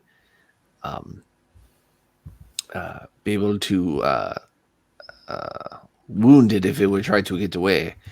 But I feel like with Chuck's Uzi, I feel like that is our best option as far as trying to get the jump on it, because Spike, I love you so much. You are such a good friend, but I feel like your sneaking with your baton will not work. So he puts maybe his hand up. Yes, Spike, you may speak. Like turns the key, pulls it back. I could, if you just you could fucking throw him, dude. Just fucking throw it. And then he's like, blah, blah, blah, blah, blah, blah, blah. And then when it gets over here, you just zap it. And he's like jamming his stun baton. He waits for him to be done, and he's like, okay, you're done now. Okay, now zip back up. No, we are not going to be doing that. It was a good idea. I will have to say. I will say this. I will say once you see an opening, when after maybe this Uzi wounds it, or these caltrops wound it, then you can come from behind and then you can stun it and make it go right in the sack, bro. What fucking's in the sack? Okay, did I tell you that you were be able to unzip? Nope, you were zipped up. You should not be talking now. It's the adult throws time. His hands up, fucking stomps around. You're making too much noise. Chill. So Chuck turns around and goes, "How about we do this? How about I take the caltrops? I run up really close, fire the Uzi. It distracts it and scares it. I throw the caltrops at it, and then I run away. And then Spike zaps it. How about that? Is that a good plan? Is that a plan? Give me the caltrops. I'll go run up and I'll shoot them and throw the caltrops with the other ones. Why can't I do the caltrops? Why do you have to do the caltrops? They are my caltrops, not yours. Are you going to run up and get close and then throw it, and then I'll shoot and I'm going to sneak up and I'm going to put it around him. So then when he or she or it tries to get away, then it will be stuck. And then you could go shooting, and then if it tries to go away, it will be stuck there, and then Spike can go in and zap it. So you go first. Yes. I go second. Yes. And Spike goes third. Of course. 1, 2, 3. 1, 2, 3. Okay. Sounds good. Let's do it. So Spike is gonna Gooey is gonna try to stealthily sneak up and try to lay not super close, maybe oh boy, that's actually still pretty close, maybe 10 feet away, and try to just go around in a slow circle and sprinkle these caltrops around. Mm-hmm. So if Gooey starts sneaking up, Chuck will have the gun in his hand and he'll put his arms up with it and put the safety on so he's not going to fire it, and with the other hand he's going to push pause on his ear pod so the music stops, because he wants to be quiet. So he's got the gun, his hands away from the trigger, and he pushes stop so the music comes out, and he stands very quietly. Nice. How about our space cowboy? He's got his mouth zipped up. He's good to go. He's already He's just he's got arms crossed, his mouth is fucking zipped. Outing like a 10-year-old. Yeah. Chuck will look over and say, "Don't worry, we'll zap him in a minute. We'll get him. Zap that, and then you zap me, and we're good."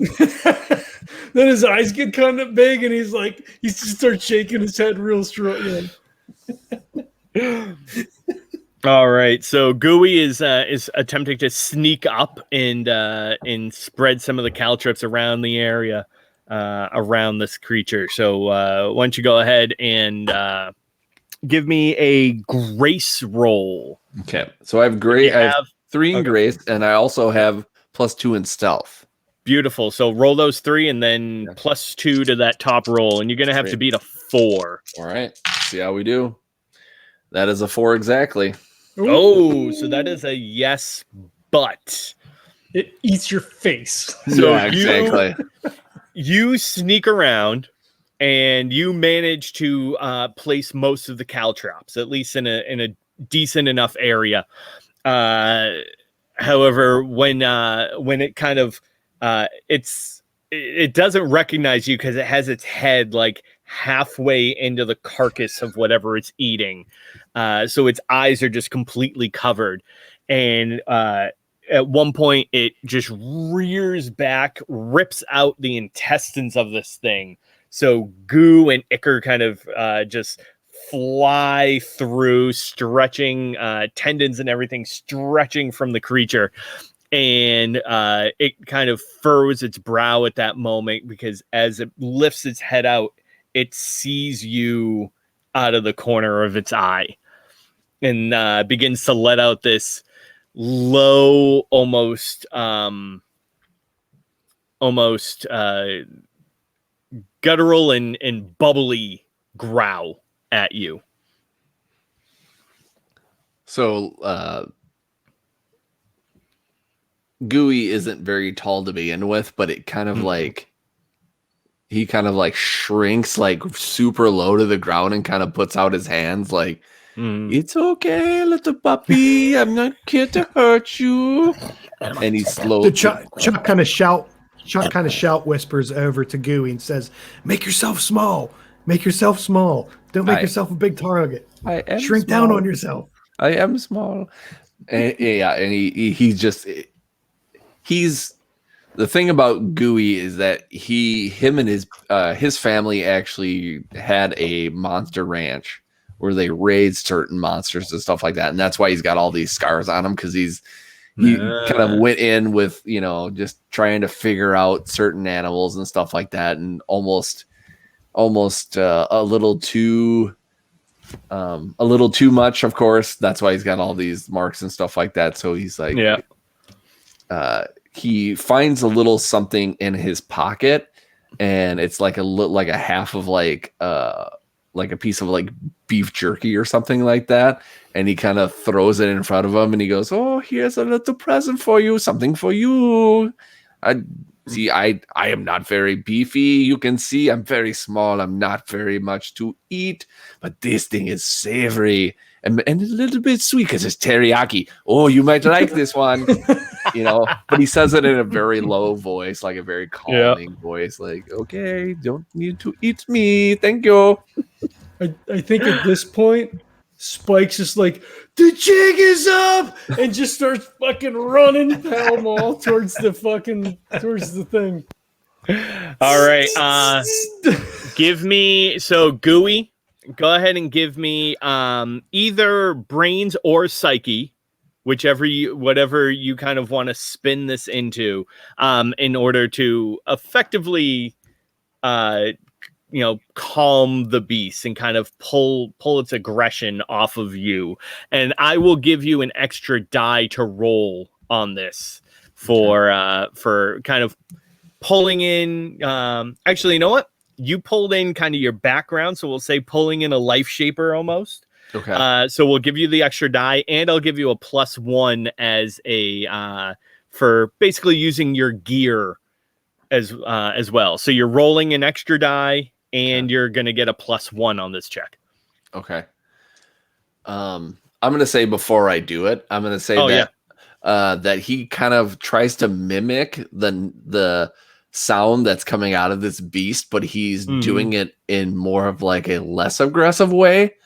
So whatever he takes it, he's going to take it even softer, kind of like, "Oh, we're friends. No need to do this. I'm not here to, get your food or whatever." So, okay. Nice. That's only a 3. Oh. even with the bonus? Yep, that was 5 dice, and I didn't get anything better than a 3. Yeah, it's awesome. 4 3s and a 1. Oh, well, you got the +1, so that's a 4. Oh, nice. So there you go. Yeah. I mean, it's not going to matter in a minute. Yeah. So yeah, you kind of throw the jerky down on the ground, and it kind of goes over it and licks it up, chews on it, and then just it gets down very quickly into a prowl position, and then just bursts into the air. At first, it looks like it's coming right at you, and yet it seems to kind of almost continue in the air right above your head. And Spike, you've now begun to run forward, and this thing jumps up, goes over Gooey, and seems to be on a projectile course right to you. Okay. I dig it. Can Chuck put his chair down and he sees the thing leap in the air? Mm-hmm. So in Chuck's mind, if I get higher in the air, I get a better aim at it. So if Chuck puts the chair down and jumps up on the chair and aims, because he's, the vector in the, I'm trying to think of the word. So yeah, he's higher up in the air. The trajectory. Yeah. So if I stand higher, I'll be closer to try to shoot at it. Nice. So do we want to go into action frames then? I was just about to say that. So yeah, we're going to break into frames. Yep. So again, pull out meta-wise in core. Unlike some other systems, there's no set round, so to speak. So it's not like each frame is like 5 seconds or 6 seconds or a minute or whatever like that. It's kind of an indeterminate amount of time. It's the amount of time that it takes everyone to do their action. Yes, go ahead. So I was going to say that's true, sort of, but and I don't know if you were in the call when Todd and I were talking about it. I mean, Todd explains it sort of as like comic book frames, so you get like one action to do a thing. So like, it's not like it is sort of like a round in most other games. It's 5 to 6 seconds because you're shooting, you're running, you're leaping into cover, you're doing a specific thing that would be like the splash in a comic book. Exactly. Frame. Yeah. It's the moment. Yeah. It's the moment of time in where you do a specific thing. Yeah.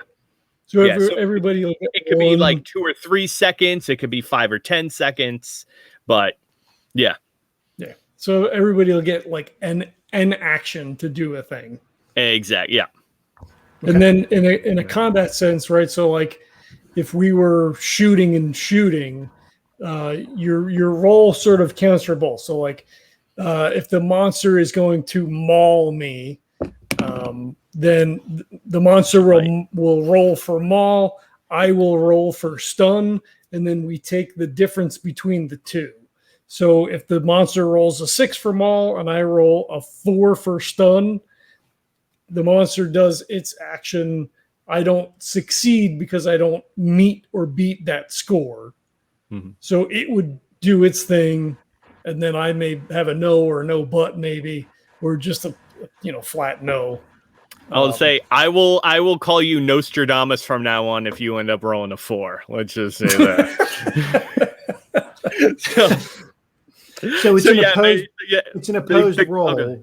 Yeah, it's an opposed roll, but the no, but, yes, and things like that are against that your all roll. still.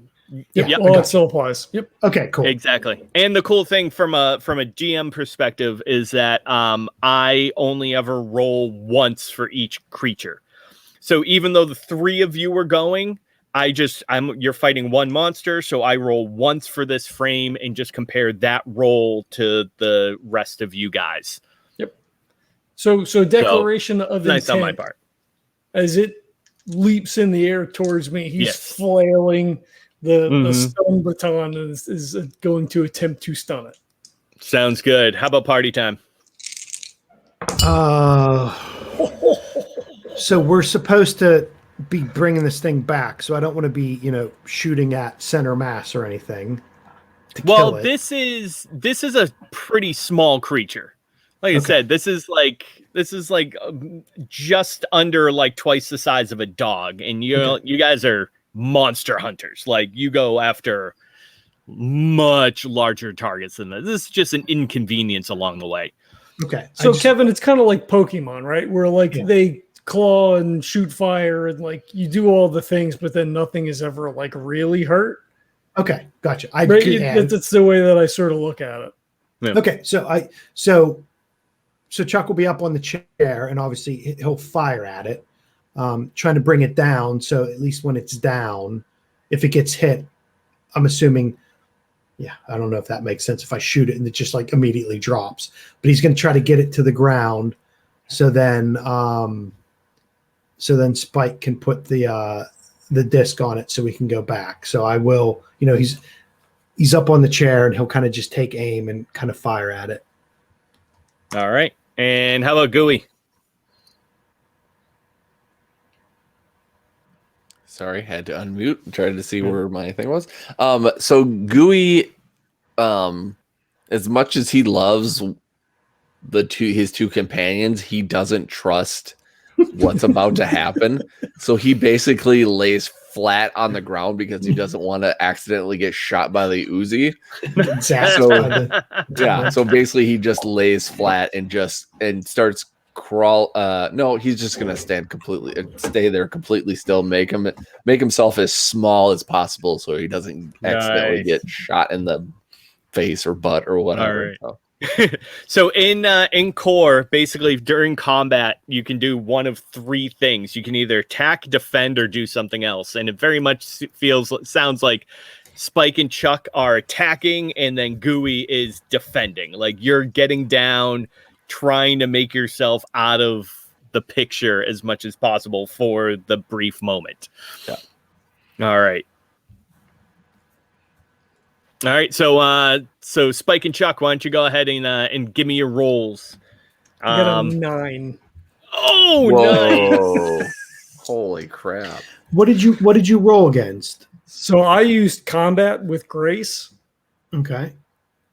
So my combat's a +3. I rolled a 6. Yep. If you don't have combat to add to it, then you'll just use your Grace.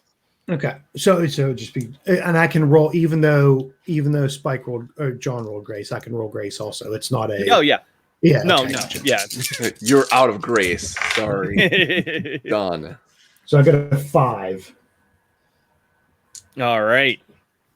And one good thing about this is I like the fact if you roll 1, that doesn't count as a negative. Yeah, right, exactly. Unless you roll a bunch of them, which I have done. So if I have 4 dice and I roll 4 1s, is that there's no critical, but like it would be a no but no and completely, no, that would be a no and or no end. Yeah. Okay, yeah. Gotcha. Okay, yeah. So missed by more than 1. Okay, I got you. Yep. Okay. Yep. Okay. So our space cowboy runs up into the fray. The creature leaps over Gooey, who now ducks down onto the ground, almost disappearing into the gaseous fog below.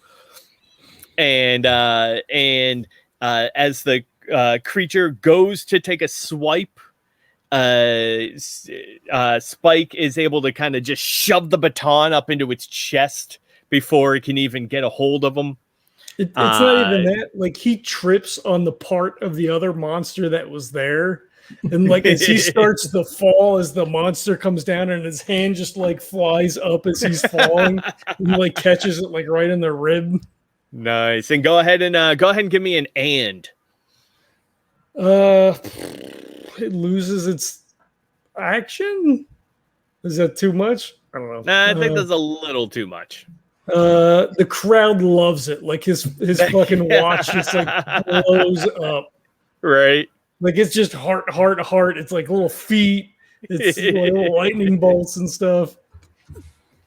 Nice. I'll give you that. It does that. It's feeling it a little bit in the. It might not be quite as aggressive towards you, at least not for the time being.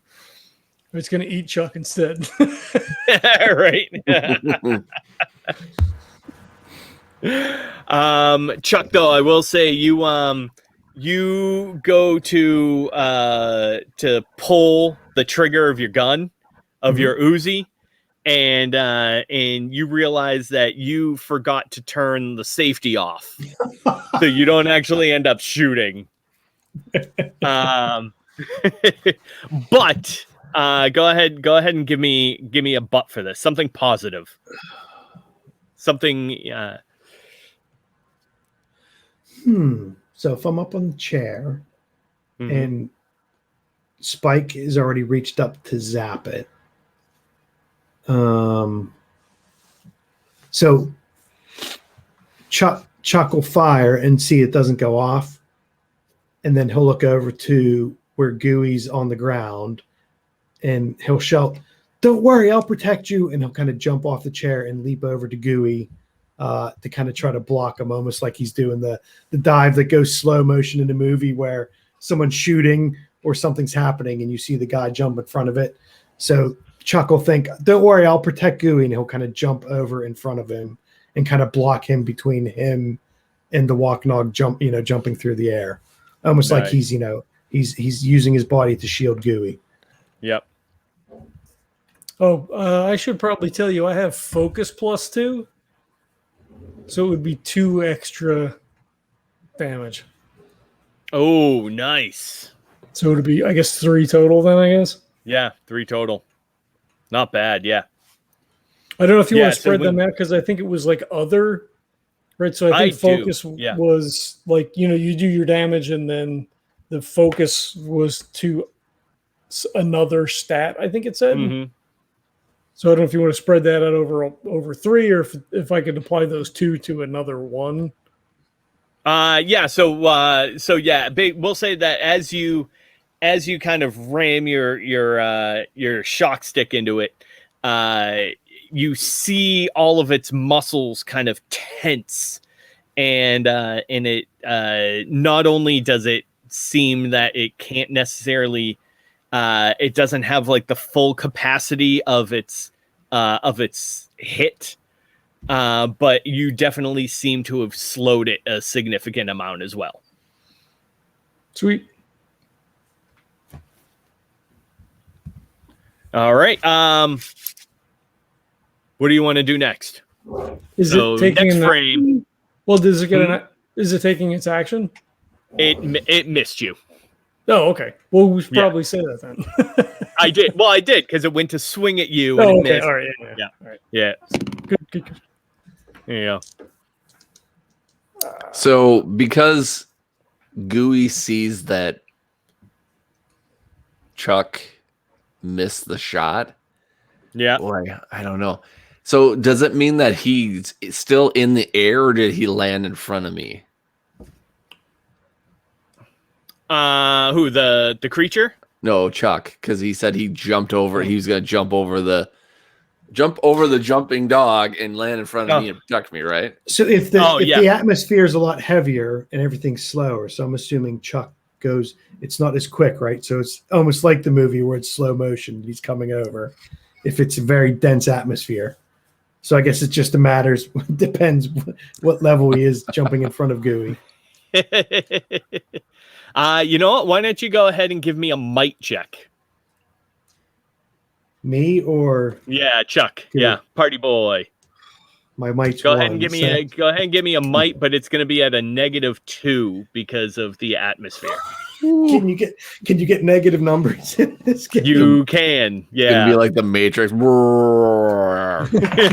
hours later. What's a 0? 2 minus 2. 0, yeah.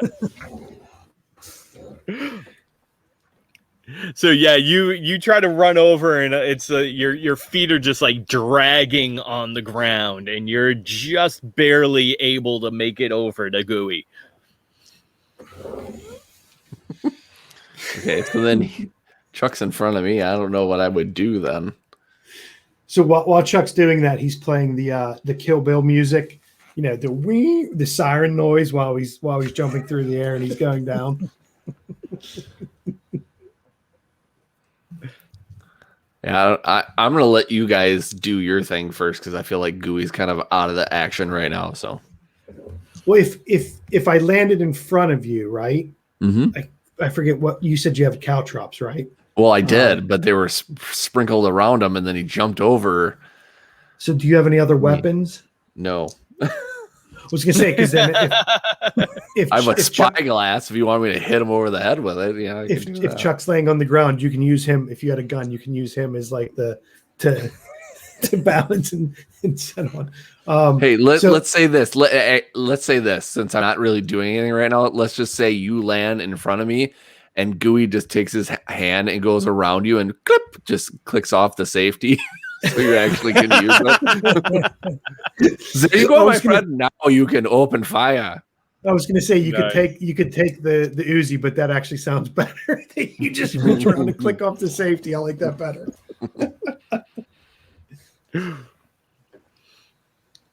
I will attempt to stun again. I'm a one-trick pony. Sounds good. How about Party Boy?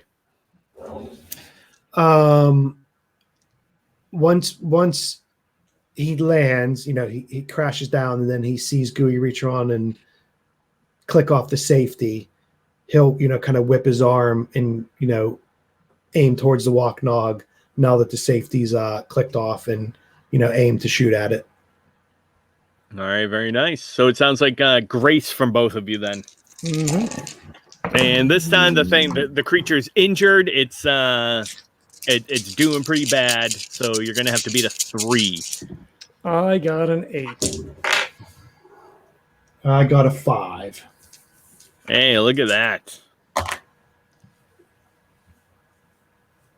Yeah. So yeah, you both got yes ands. So why don't you go ahead and tell me what happens?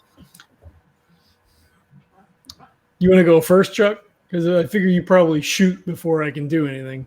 Yeah, I'm trying to think. So if I hit it, can I suggest you don't hit Spike? How about that for an A? It's a good one. I'll say I shoot and hit it. I'll be holding it with my in one hand. Mm-hmm. He's still laying on the ground, and I'll reach over back behind me, and I'll give Gooey like a thumbs up, and then I'll do the devil horns, kind of shake my hand and say thank you for for switching off the safety. And then Gooey goes, teamwork makes the dream work.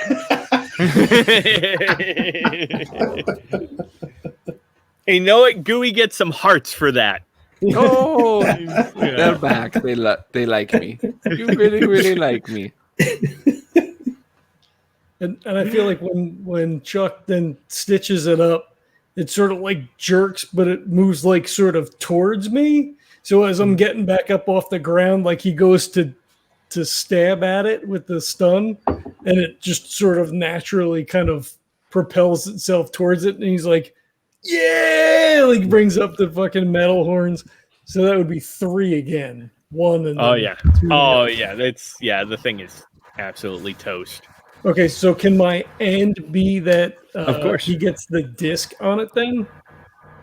So like it drives itself into the stick, and then he's like, "Oh yeah," and he like just slaps the disc. Well, I mean, the thing is torn up at this point. It is riddled with holes, bleeding, stunned a few times, and you seem to hit it like in just the right area that the thing goes into cardiac arrest immediately and just dies. Oh fuck! Oh boy. This is not what we wanted, right? They said they wanted us to like send it back, like, not dangerous, but also probably not dead. It's probably what they would like also. Oopsies. Chuck, could you like fix this thing?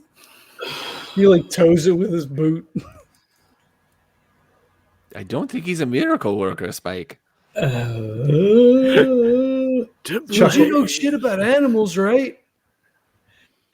He'll feel really guilty and like look over at his Uzi and kind of like drop it on the ground and kind of look around like, oh, that shit ain't mine. I don't know who did that. And then kind of walk over to it and he'll see Spike kind of kick it a bit, and then Chuck will kind of kick it a bit and kind of bend down. Is the disc on it? Did you put the disc on? I didn't turn it on yet, but yeah, I would say at first I didn't realize that it was dead.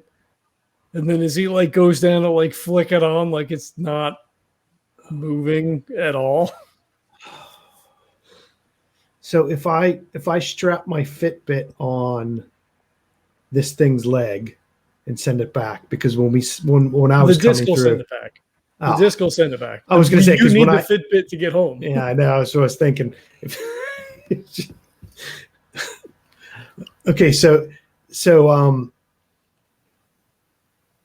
Chuck's psyche isn't very good, so he's gonna bend down and kind of look at it, and you kind of move around with it. But while he's doing that, he takes his strap off and puts it on one of the legs of the walk-nog, and then all of a sudden, really quick, you see him grab the disc, and he grabs the disc and puts it on himself and hits the button. All right. Yeah, you do that, and Party Time Boy, you see him kind of start to shimmer with a rainbow light, and you feel hot and cold slices going throughout your whole body, and but it is incredibly intense. Like, this is just way more faster and hotter and colder than it was when you first came here. And everything goes black and then white and then black, and then you pass out. Pass out in front of everybody? Yeah, you are gone. Okay, so I did. So wow. Yeah. Right when I did that. So why don't you go? Oh, go ahead and give me a health check. What the hell, bro? Yeah, this is going to be pretty tough. So you got to be a 6. Okay, so when I did that, right before I hit the disc on me, I took while I was down putting my Fitbit on the walk-nog, I took I turned off Bluetooth on my headphones, and then I started playing Steve Miller, the Joker, and it's the opening line where it says, "Some people call me a space cowboy," and then I hit the disc while I disappeared. Of being a smoker and a toker. I got a 6. 6.543. 6.543. Wow. Nice. So yeah, you managed to stay conscious for the return back. Unbelievably so. However, when you come back into the facility, you are inside the containment room, which is basically this gigantic, 30 by 40 by 40 room that is protected by a force field generator as well. And so getting it exactly is a yes, but. So we'll say the but is, though, that you have temporarily lost control of your left leg and your right arm, and they are just completely limp. So when Chuck stands up and feels that, so obviously it's the opposite sides of leg and arm. He turns his music back on and he starts playing the soundtrack to what was it? Was it Saturday Night Fever? Was that the name of the movie? The one with John Travolta? Yeah. And whenever he's doing the one thing where his legs are spread and he's doing the one arm up and down dancing, so obviously his one arm's dead and his other leg's dead, but he can still do the other thing where his other legs spread out and his other arm's moving. So then he starts dancing to that. All right. So let's say because Gooey already got to do a check. Let's have Spike. You're go ahead and give me either a brains or a psyche, and this is going to be awareness if you have it as well.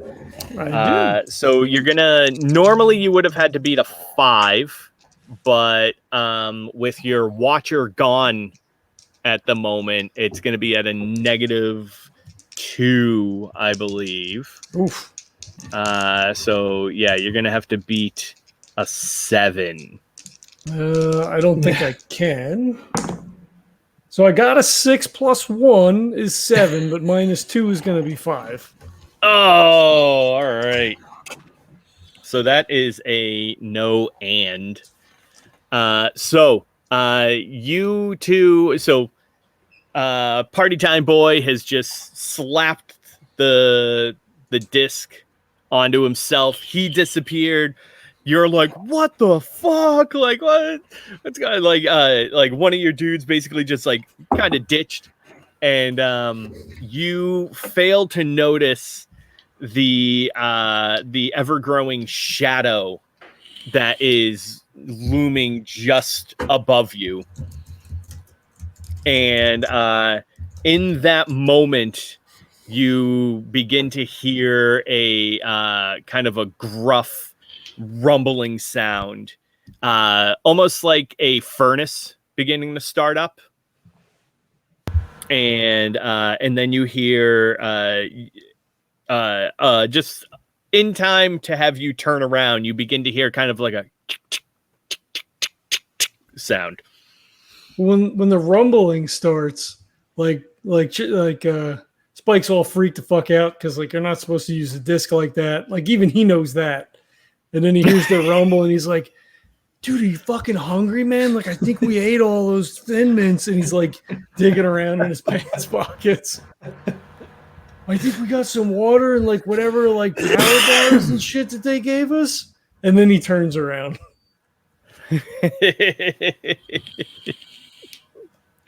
And you will turn around just in time to see an enormous kind of copper brown colored winged serpent looming over you. So two of its feet on the ground, its wings kind of almost encompassing like a semicircle around you, and it has its mouth just slightly open, and you can see the glow beginning in its neck, and then and soon enough, all of the mouth and everything begins to just spark. That's not Bigfoot. And then just in that moment, the spark catches, and a giant mote of fire comes flaming out of its mouth. I'm going to need both of you to make a grace roll, and you need to beat or match a 6.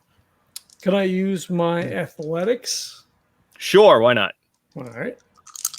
While the guys are doing that, wherever Chuck is, he's dancing, and he keeps the disc is on him, and he keeps trying to push a button to see if it'll send him back. And he keeps pushing it to see if it goes the other way. He's trying to find the on-off button for it. Nice. I got an 8. Hey, there you go. What for awareness? What kind of skill is that again? Brains or psyche? Okay. Yep. Never mind. That's a 3. Oh. One more scar to add to the collection. All right. Yep. So this fire just bursts out in almost like a flamethrower. Just consumes everything directly in front of it. The ground gets scarred. The creature you just killed just gets toasted. Its skin kind of pops and blisters and then separates. Spike, you manage to jump out of the way. Gooey, not so lucky. Well, you see, I went towards the creature, and he went running straight away from it. Right? Yep. So Gooey, you're gonna take 1 point of grace damage. Okay. So the way damage works is that it affects your stats. So for instance, Gooey, Gooey's going to be rolling 1 less die in grace than he normally was. Okay. Chuck, did you drop your Uzi on the ground, or did you take it away? He had, yeah. He did. Yeah. Narratively speaking, he had dropped it on the ground. Yeah. Okay. I couldn't remember. Yep. So yes, so you're going to take 1. Spike, you got a yes and. So what is your and? He's going to grab the Uzi. No, I assume that Gooey's probably closer. I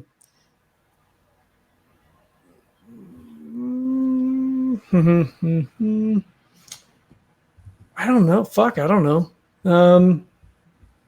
I would say I'd get myself into a good position to give him the shocker. Yeah. I am right by the creature's testicles. I position myself directly below the cloaca. Yeah. You have to be careful, John, though, because it's either the shocker or it's the Arizona State, depending which finger you do. So you got to be careful which one it is. The Sun Devil pitchfork.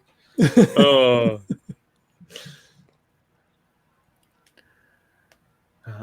Yes. All right. So yeah, that's totally fine. So you're able to kind of reposition yourself and get a decent shot on it next time. All right. So yeah, we're gonna start up frames at this moment. So the two of you are finding yourself stalked and faced off with a giant winged lizard. Party time, boy. You have now the shields around the containment area have dropped, and some of the engineers are beginning to come in and be like, "What the fuck are you doing here?"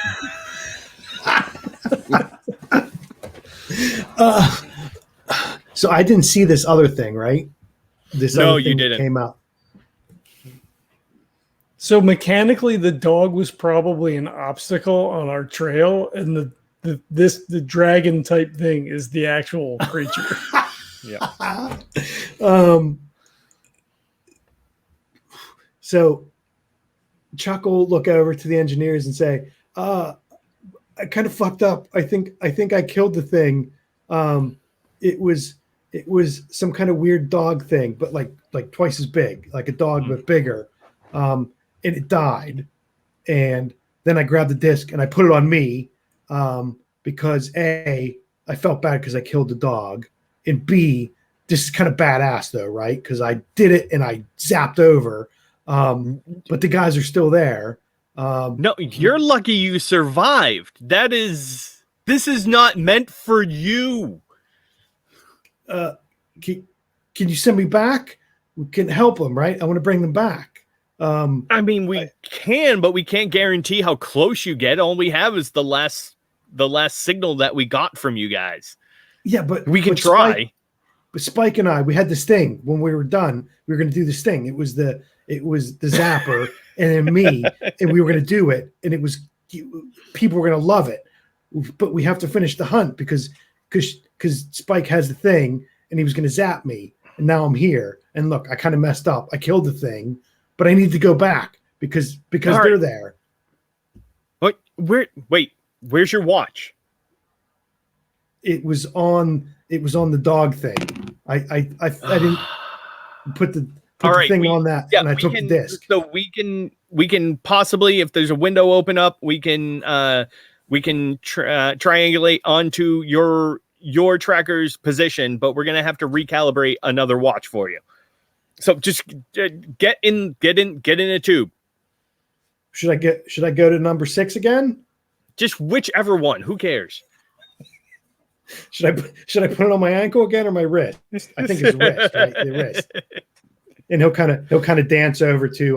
Well, I'm assuming not dancing because he's got the leg in the You're arm. starting to get some feeling back into your arms and legs now. It's like when your legs. It's like when a limb needles. falls asleep. Yeah. So but he's it's walking like 3 times as worse. And he's trying to shake it out, and he's limping, but he's going over to the tube. He goes over to tube 6. All right. Spike and Gooey. I shocked the creature's testicles.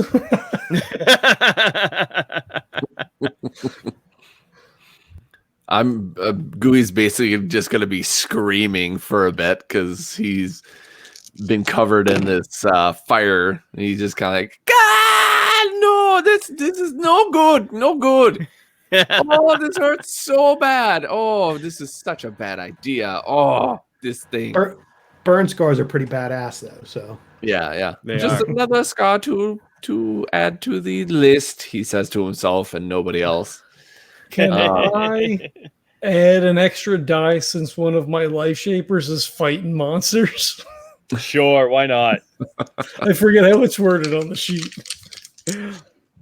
So we're gonna have an attack and a defend. I got a 9, let me see. sir. Nice. Roll a Let's 6. see if you actually roll anything for defense. I think it just compare. Oh, if it's defending, I'm not sure. Like straight defending. Yeah. I don't remember. Let's see. So, like, you could get a cover bonus and things like that. Yeah, it does look like you roll. So you roll grace. Defending is a grace roll, and can be modified by combat or acrobatics. So I think that means you, Gooey. So yeah. Oh, yeah. So Gooey, you're gonna go ahead and roll me a grace. Get to defend against being melted again. Fun. Yep. Okay. And I will get a negative because you are defending. Okay. Well, let's hope this works because these rolls have been pretty shitty. Oh, there's a 5. Hey, there we go. So 5, and then you get. So it looks like you get a +2 if you're defending. So that makes a 7. Nice. So there we go. Very good. And Spike, what did you get?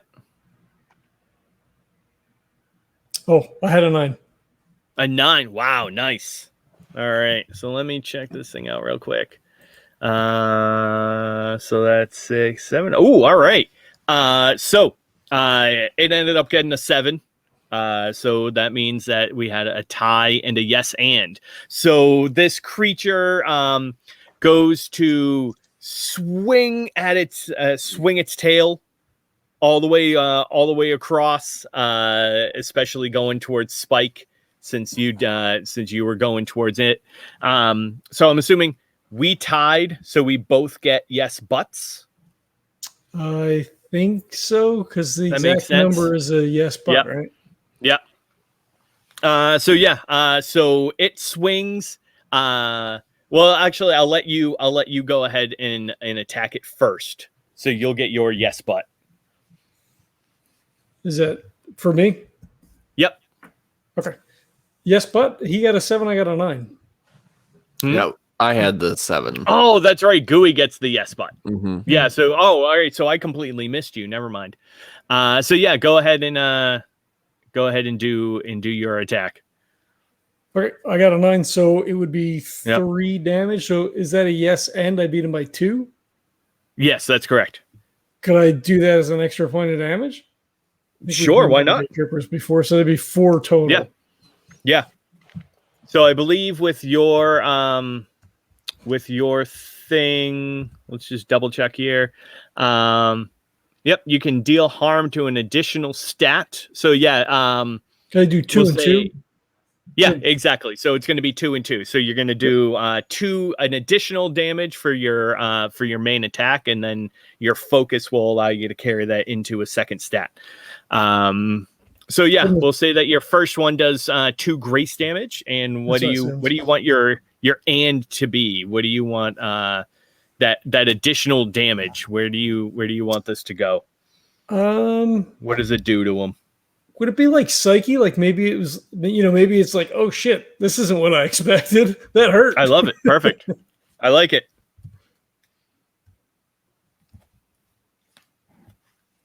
Yeah. So we got that and that. All right. Perfect. All right. So you go to basically shock it in its taint, and it kind of swings its tail, and you're able to kind of duck down below it. You reach your stun baton up, and it's basically like trying to stun ceramic. Like you kind of like it connects, and you jab it up, and you just see this the electricity of it kind of scatter a little bit. And it does not seem as though it has pierced the thick, scaly hide. Okay. Meanwhile, Gooey, this thing kind of gets shocked in the butt, and and it goes to lunge at you. However, you have just enough coverage that it kind of its jaws like go down and almost create like a tent above you. So, am I doing the butt? No, John's doing the butt. I'm gonna say that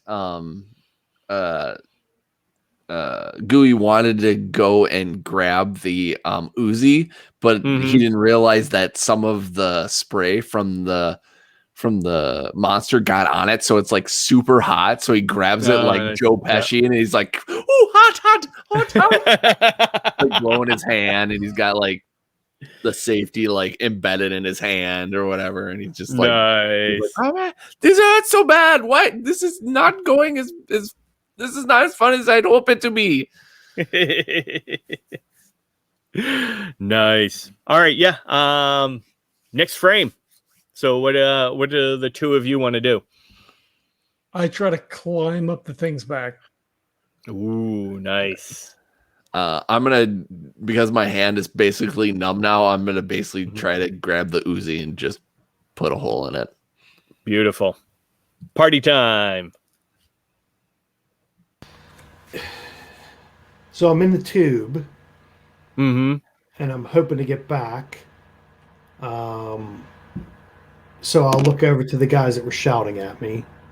And I'll say, push the button. Send me back. Push the button. Push the button. Why don't you give me a charm roll to see if you can kind of convince them to move a little bit faster. So you're basically like pleading with them, like, you got to get back. You got to get me there. 6. I'm majorly fucked up. 6, nice. 5, 4. Yep. There you go. So yeah, they have a couple of the assistants working on it now. So they managed to slap a watch on you, and they're like, okay, we're triangulating the coordinates. We should all right. I hope we have it locked in. I mean, you should be kind of close, hopefully at least. And you ready? You get thumbs up? You good? Are you okay? Then, yeah. Okay. T minus 5. And go ahead. And I was just gonna say, I'll put on Space Oddity and turn it up. Ground control to Major Tom. Very nice. Do they give him another disc? Yeah, sure. Yeah, we'll say that they. Yes, they do. Well, because I used the one. Exactly. No, actually, we'll say that the one is still on you, but they've reset it for you. Yeah. Okay. So you're gonna have to detach it from yourself. Yeah. So I'll hold it because I don't have my Uzi anymore, so I'll be holding that. Yep. Yeah. So he goes T minus 5, 4, 3, 2, 1, and just hits the button and sends you through. All right. So let's see. Why don't you so we have you're gonna climb on top of it. Gooey, you're gonna grab the Uzi and go to shoot it. Mm-hmm. All right. So go ahead, Spike. You're trying desperately to climb up this thing. The gravity and atmosphere of this is making this incredibly difficult, but you still have a chance at least. So why don't you go ahead and give me a might roll?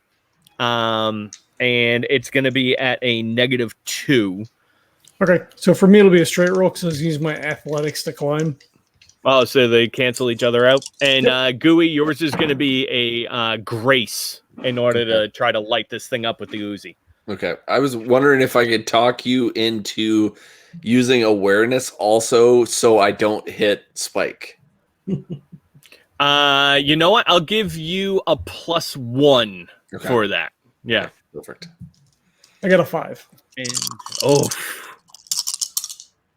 you two are going to earn some XP on this one, I think. Ooh, actually, I'm rolling one more dice than I should. Give me a second. Here we go. That's a 5. All right. Yeah, so you just go to light this thing up, and you just pull the Uzi, and you're like practically in the thing's mouth at this point. So you just right up the hood, and but you kind of like go sideways on it. Yeah, it's kill shot. Kill shot, like yeah, yeah, exactly. Yeah, you go sideways, and it just yanks to the side. And we'll say you not only end up just tearing up the ground and you like hit some of the teeth, but that's about it. But you also manage to smack yourself in the face with the Uzi and kind of like swell up one of your eyes almost instantly. Yeah. So basically I just keep yelling, Scheisse, Scheisse, Scheisse, Scheisse. So pissed. This is not how it's supposed to go. All right. Shit. And Spike, you go to kind of start to climb up this thing, and it with one pretty easy, almost like hip bounce as it readjusts itself once it kind of it hears the pinging of the bullets. Your grip almost immediately lets go, and you just slide down this thing. And as you bump down into the ground, your baton just bounces off your back and goes bouncing a couple of meters away from you. No. And as it does, it now takes its tail and just lifts it up and slams it down on the ground behind it, right onto Spike. And it's gonna do 6 damage. I will lose whatever that whole stat is. Yeah, it's gonna go. So let's see here. The first is gonna be your grace, and then the second one, it is gonna go after. Where did I lose all the things? Health? Yep, actually 1, 2, 3, 4. Yep. So health, actually, yeah. so first it slams down and just totally jacks up your hips, so that you can feel almost your legs get like a tingling through them. And then you also feel possibly a puncture to your intestines. I have 2 stats at 0, so I think I'm down. No, you're not. It's at 3. Oh, 3. Okay. 3, yeah.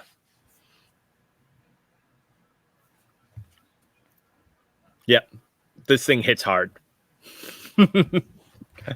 And just at that moment, Party Time Boy comes back. Why don't you go ahead and give me one more health check?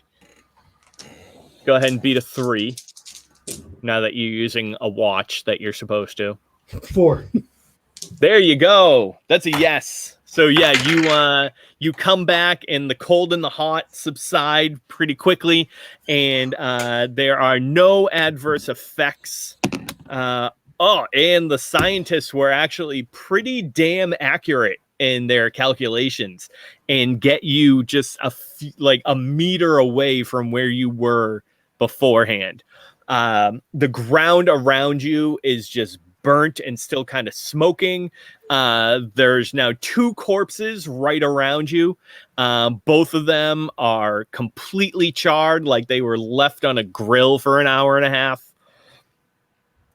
You see this immense lizard with basically like a wyvern almost, just looming over Gooey. And you see the tail lift up and stuck to it for a brief moment before it collapses back down under the ground is Spike. So Chuck will look around and see this, and if he's behind the creature, can he just kind of, haul ass to it and just, because he's assuming, right, okay, this is what they're actually after, not the little stupid dog thing. Can he just run over and try to jump and just slam the disc on it and push the button?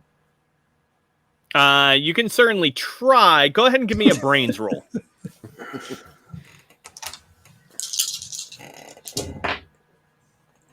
That is a 4. All right. So you're the first thought that goes through your mind is like, I'm just going to run over and slam the disc on this thing. Yeah. You do remember though that the engineers, Wachowski specifically, asked you to subdue it first, because the last time that an awake monster was brought back, a bunch of people died. Okay. Fuck them. It's not our problem. I was going to say, I've already kind of screwed up by putting it on me. And so how do we balance this? So obviously Party Time Boy's brains are 4, but his psyche is 1. Mm-hmm. So if he sees Spike I look at that almost like intelligence versus wisdom. Like, okay, so you might not have the best, so like you can think a lot of stuff and you can like logically look at a situation. You just might not have the best instincts. Yeah, so my instinct's going to be, okay, it looks like, my guys are down. They want this thing. Obviously the nitrous is probably eating his brain, so the whole thing about Wachowski telling him to make sure it's subdued, he's still going to run at it and try to slam the disc on the thing. Or he's going to dance over, very, very quick dance. So he's playing, what's a real quick song? I don't know. He's playing some kind of Daft Punk song really loud, and he's going to run after it and try to slam the disc on him. All right. What are Spike and Gooey going to be doing? I'm going to try to crawl away. Hopefully in the direction of the stun baton. Sounds good. How about Gooey? Gooey's going to pretend that he's dead. He's gonna pull the bear trick where he's just gonna be like, and then just like beautiful pass out. I love it. All right, so we have 2 defenses and 1 basically do something else. So I'll give you the option, Kurt. For Gooey, you can either roll his grace to defend, or I'll let you do either a charm or a psyche to like feign death almost. Okay. So basically pick whatever's best. Yep. The charm is at 4, so that's definitely better than a 2. So. Oh, hey, there you go. Yep. Yep. And so Party Time, you're gonna go ahead and roll me grace to try to stick this monster with the disc. And Spike, same with you. You're gonna do grace to I can't defend. Oh, you can't. That's right. Unless do something else then. What do you want to do? Can I use might to kind of like drag myself? Absolutely, yeah, like sure. A broken body. Yeah. Sad music. Highs of 4. Hell yeah. Going real slow. 6, baby. Nice. Trump the shit out of that stupid animal.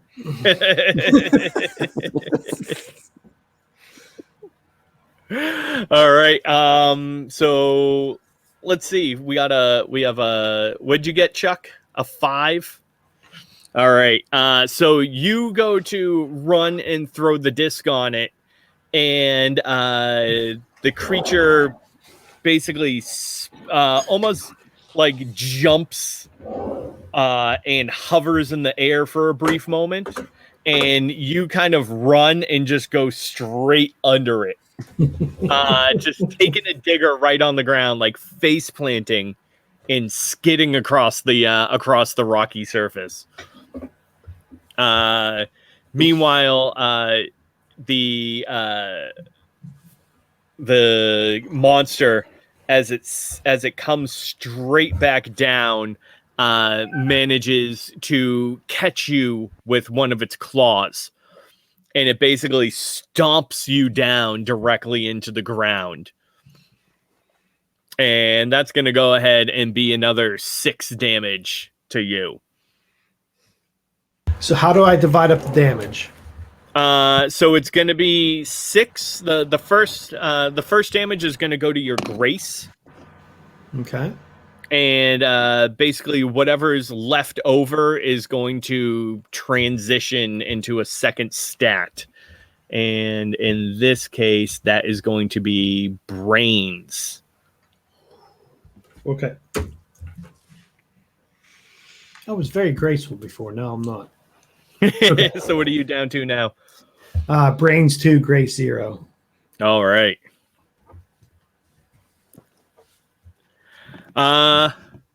Next frame. So what do you 3 want to do? I think I probably hit my fucking watch.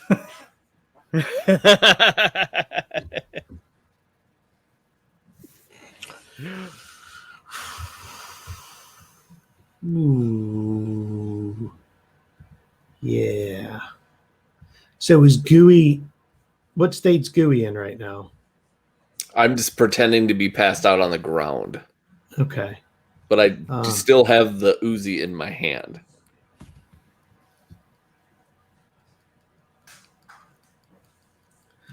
I'm gonna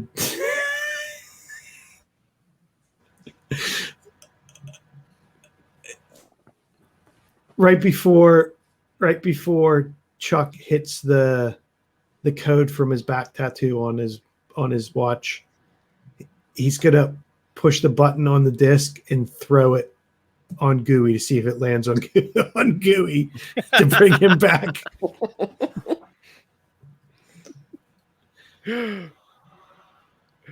All right, so all of you are just hitting your watches, cut and run. Nice. All right, so I'm gonna need health roll from all 3 of you. Spike and Chuck, you're gonna need to beat a 3. Can't. I have 0. Oh, so you auto fail your health then. Gooey, because Party Time Boy threw the disc onto you, you're gonna have to beat a 6. Jeez, awesome. I got a 4. Thanks a lot, Chuck. I'm saving you. Supposedly. Oh yeah, that's a whole 1. That ain't gonna work. Oh. I mean, there's no crit fails. Yeah. Let's see how bad I want to make this. Not bad, average. Nice. All right. So yeah, there's a sudden flash of light. Rainbow spectrum goes flying past you, slices of hot and cold going through your whole body. You feel like you're stretched up and then slammed back together, and then stretched wide and slammed back together. And like a 2-year-old playing with silly putty. And everything goes black for a quick second, and then slowly the lights from the facility begin to bring everything back into existence. Party Time Boy, you seem fine with this. Your stomach kind of turns just a little bit, but overall you seem to be okay. Spike, when you come back, let's see. It looks like your legs, your feet have been swapped. So now your left foot, your right foot, and your right foot, your left foot. Fuck, that's not cool, man. How are we gonna fix that? Oh, my fucking ribs. Oh, I could go for some ribs. Oh, fuck. And Gooey, it appears as though both of your shoulders have been dislocated.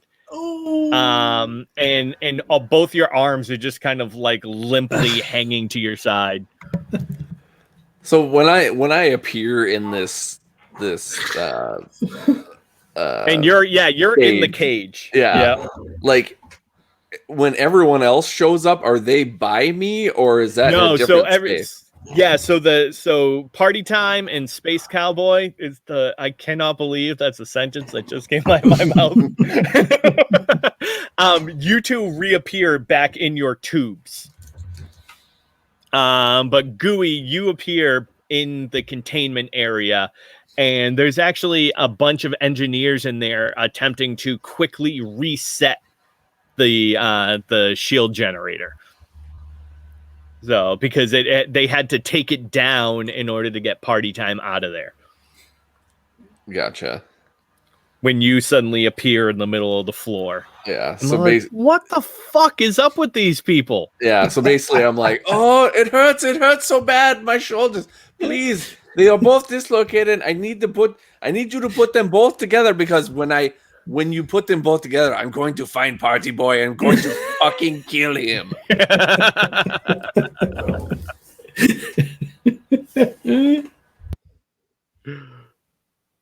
Oh, man. Yeah, so you can, the two of you can hear Gooey yelling. He's like on the other side of the room. I'll get out of tube 6, and I guess tube 7's right next to me, right? Because that was the one Spike was in. So I'll pop out. I'll look over and say, I'll look down and see his feet and go, we got to get out of here as quick as we can. And just start running away and to see if how quick Spike can follow after me. I think he takes like 2 steps out of the tube and then just like falls down because his locomotion's all fucked up. And, like all his ribs are broken. Like, he's in a bad way. Oh, I forgot about the ribs. He like starts coughing up some blood and he's like, I need a medic.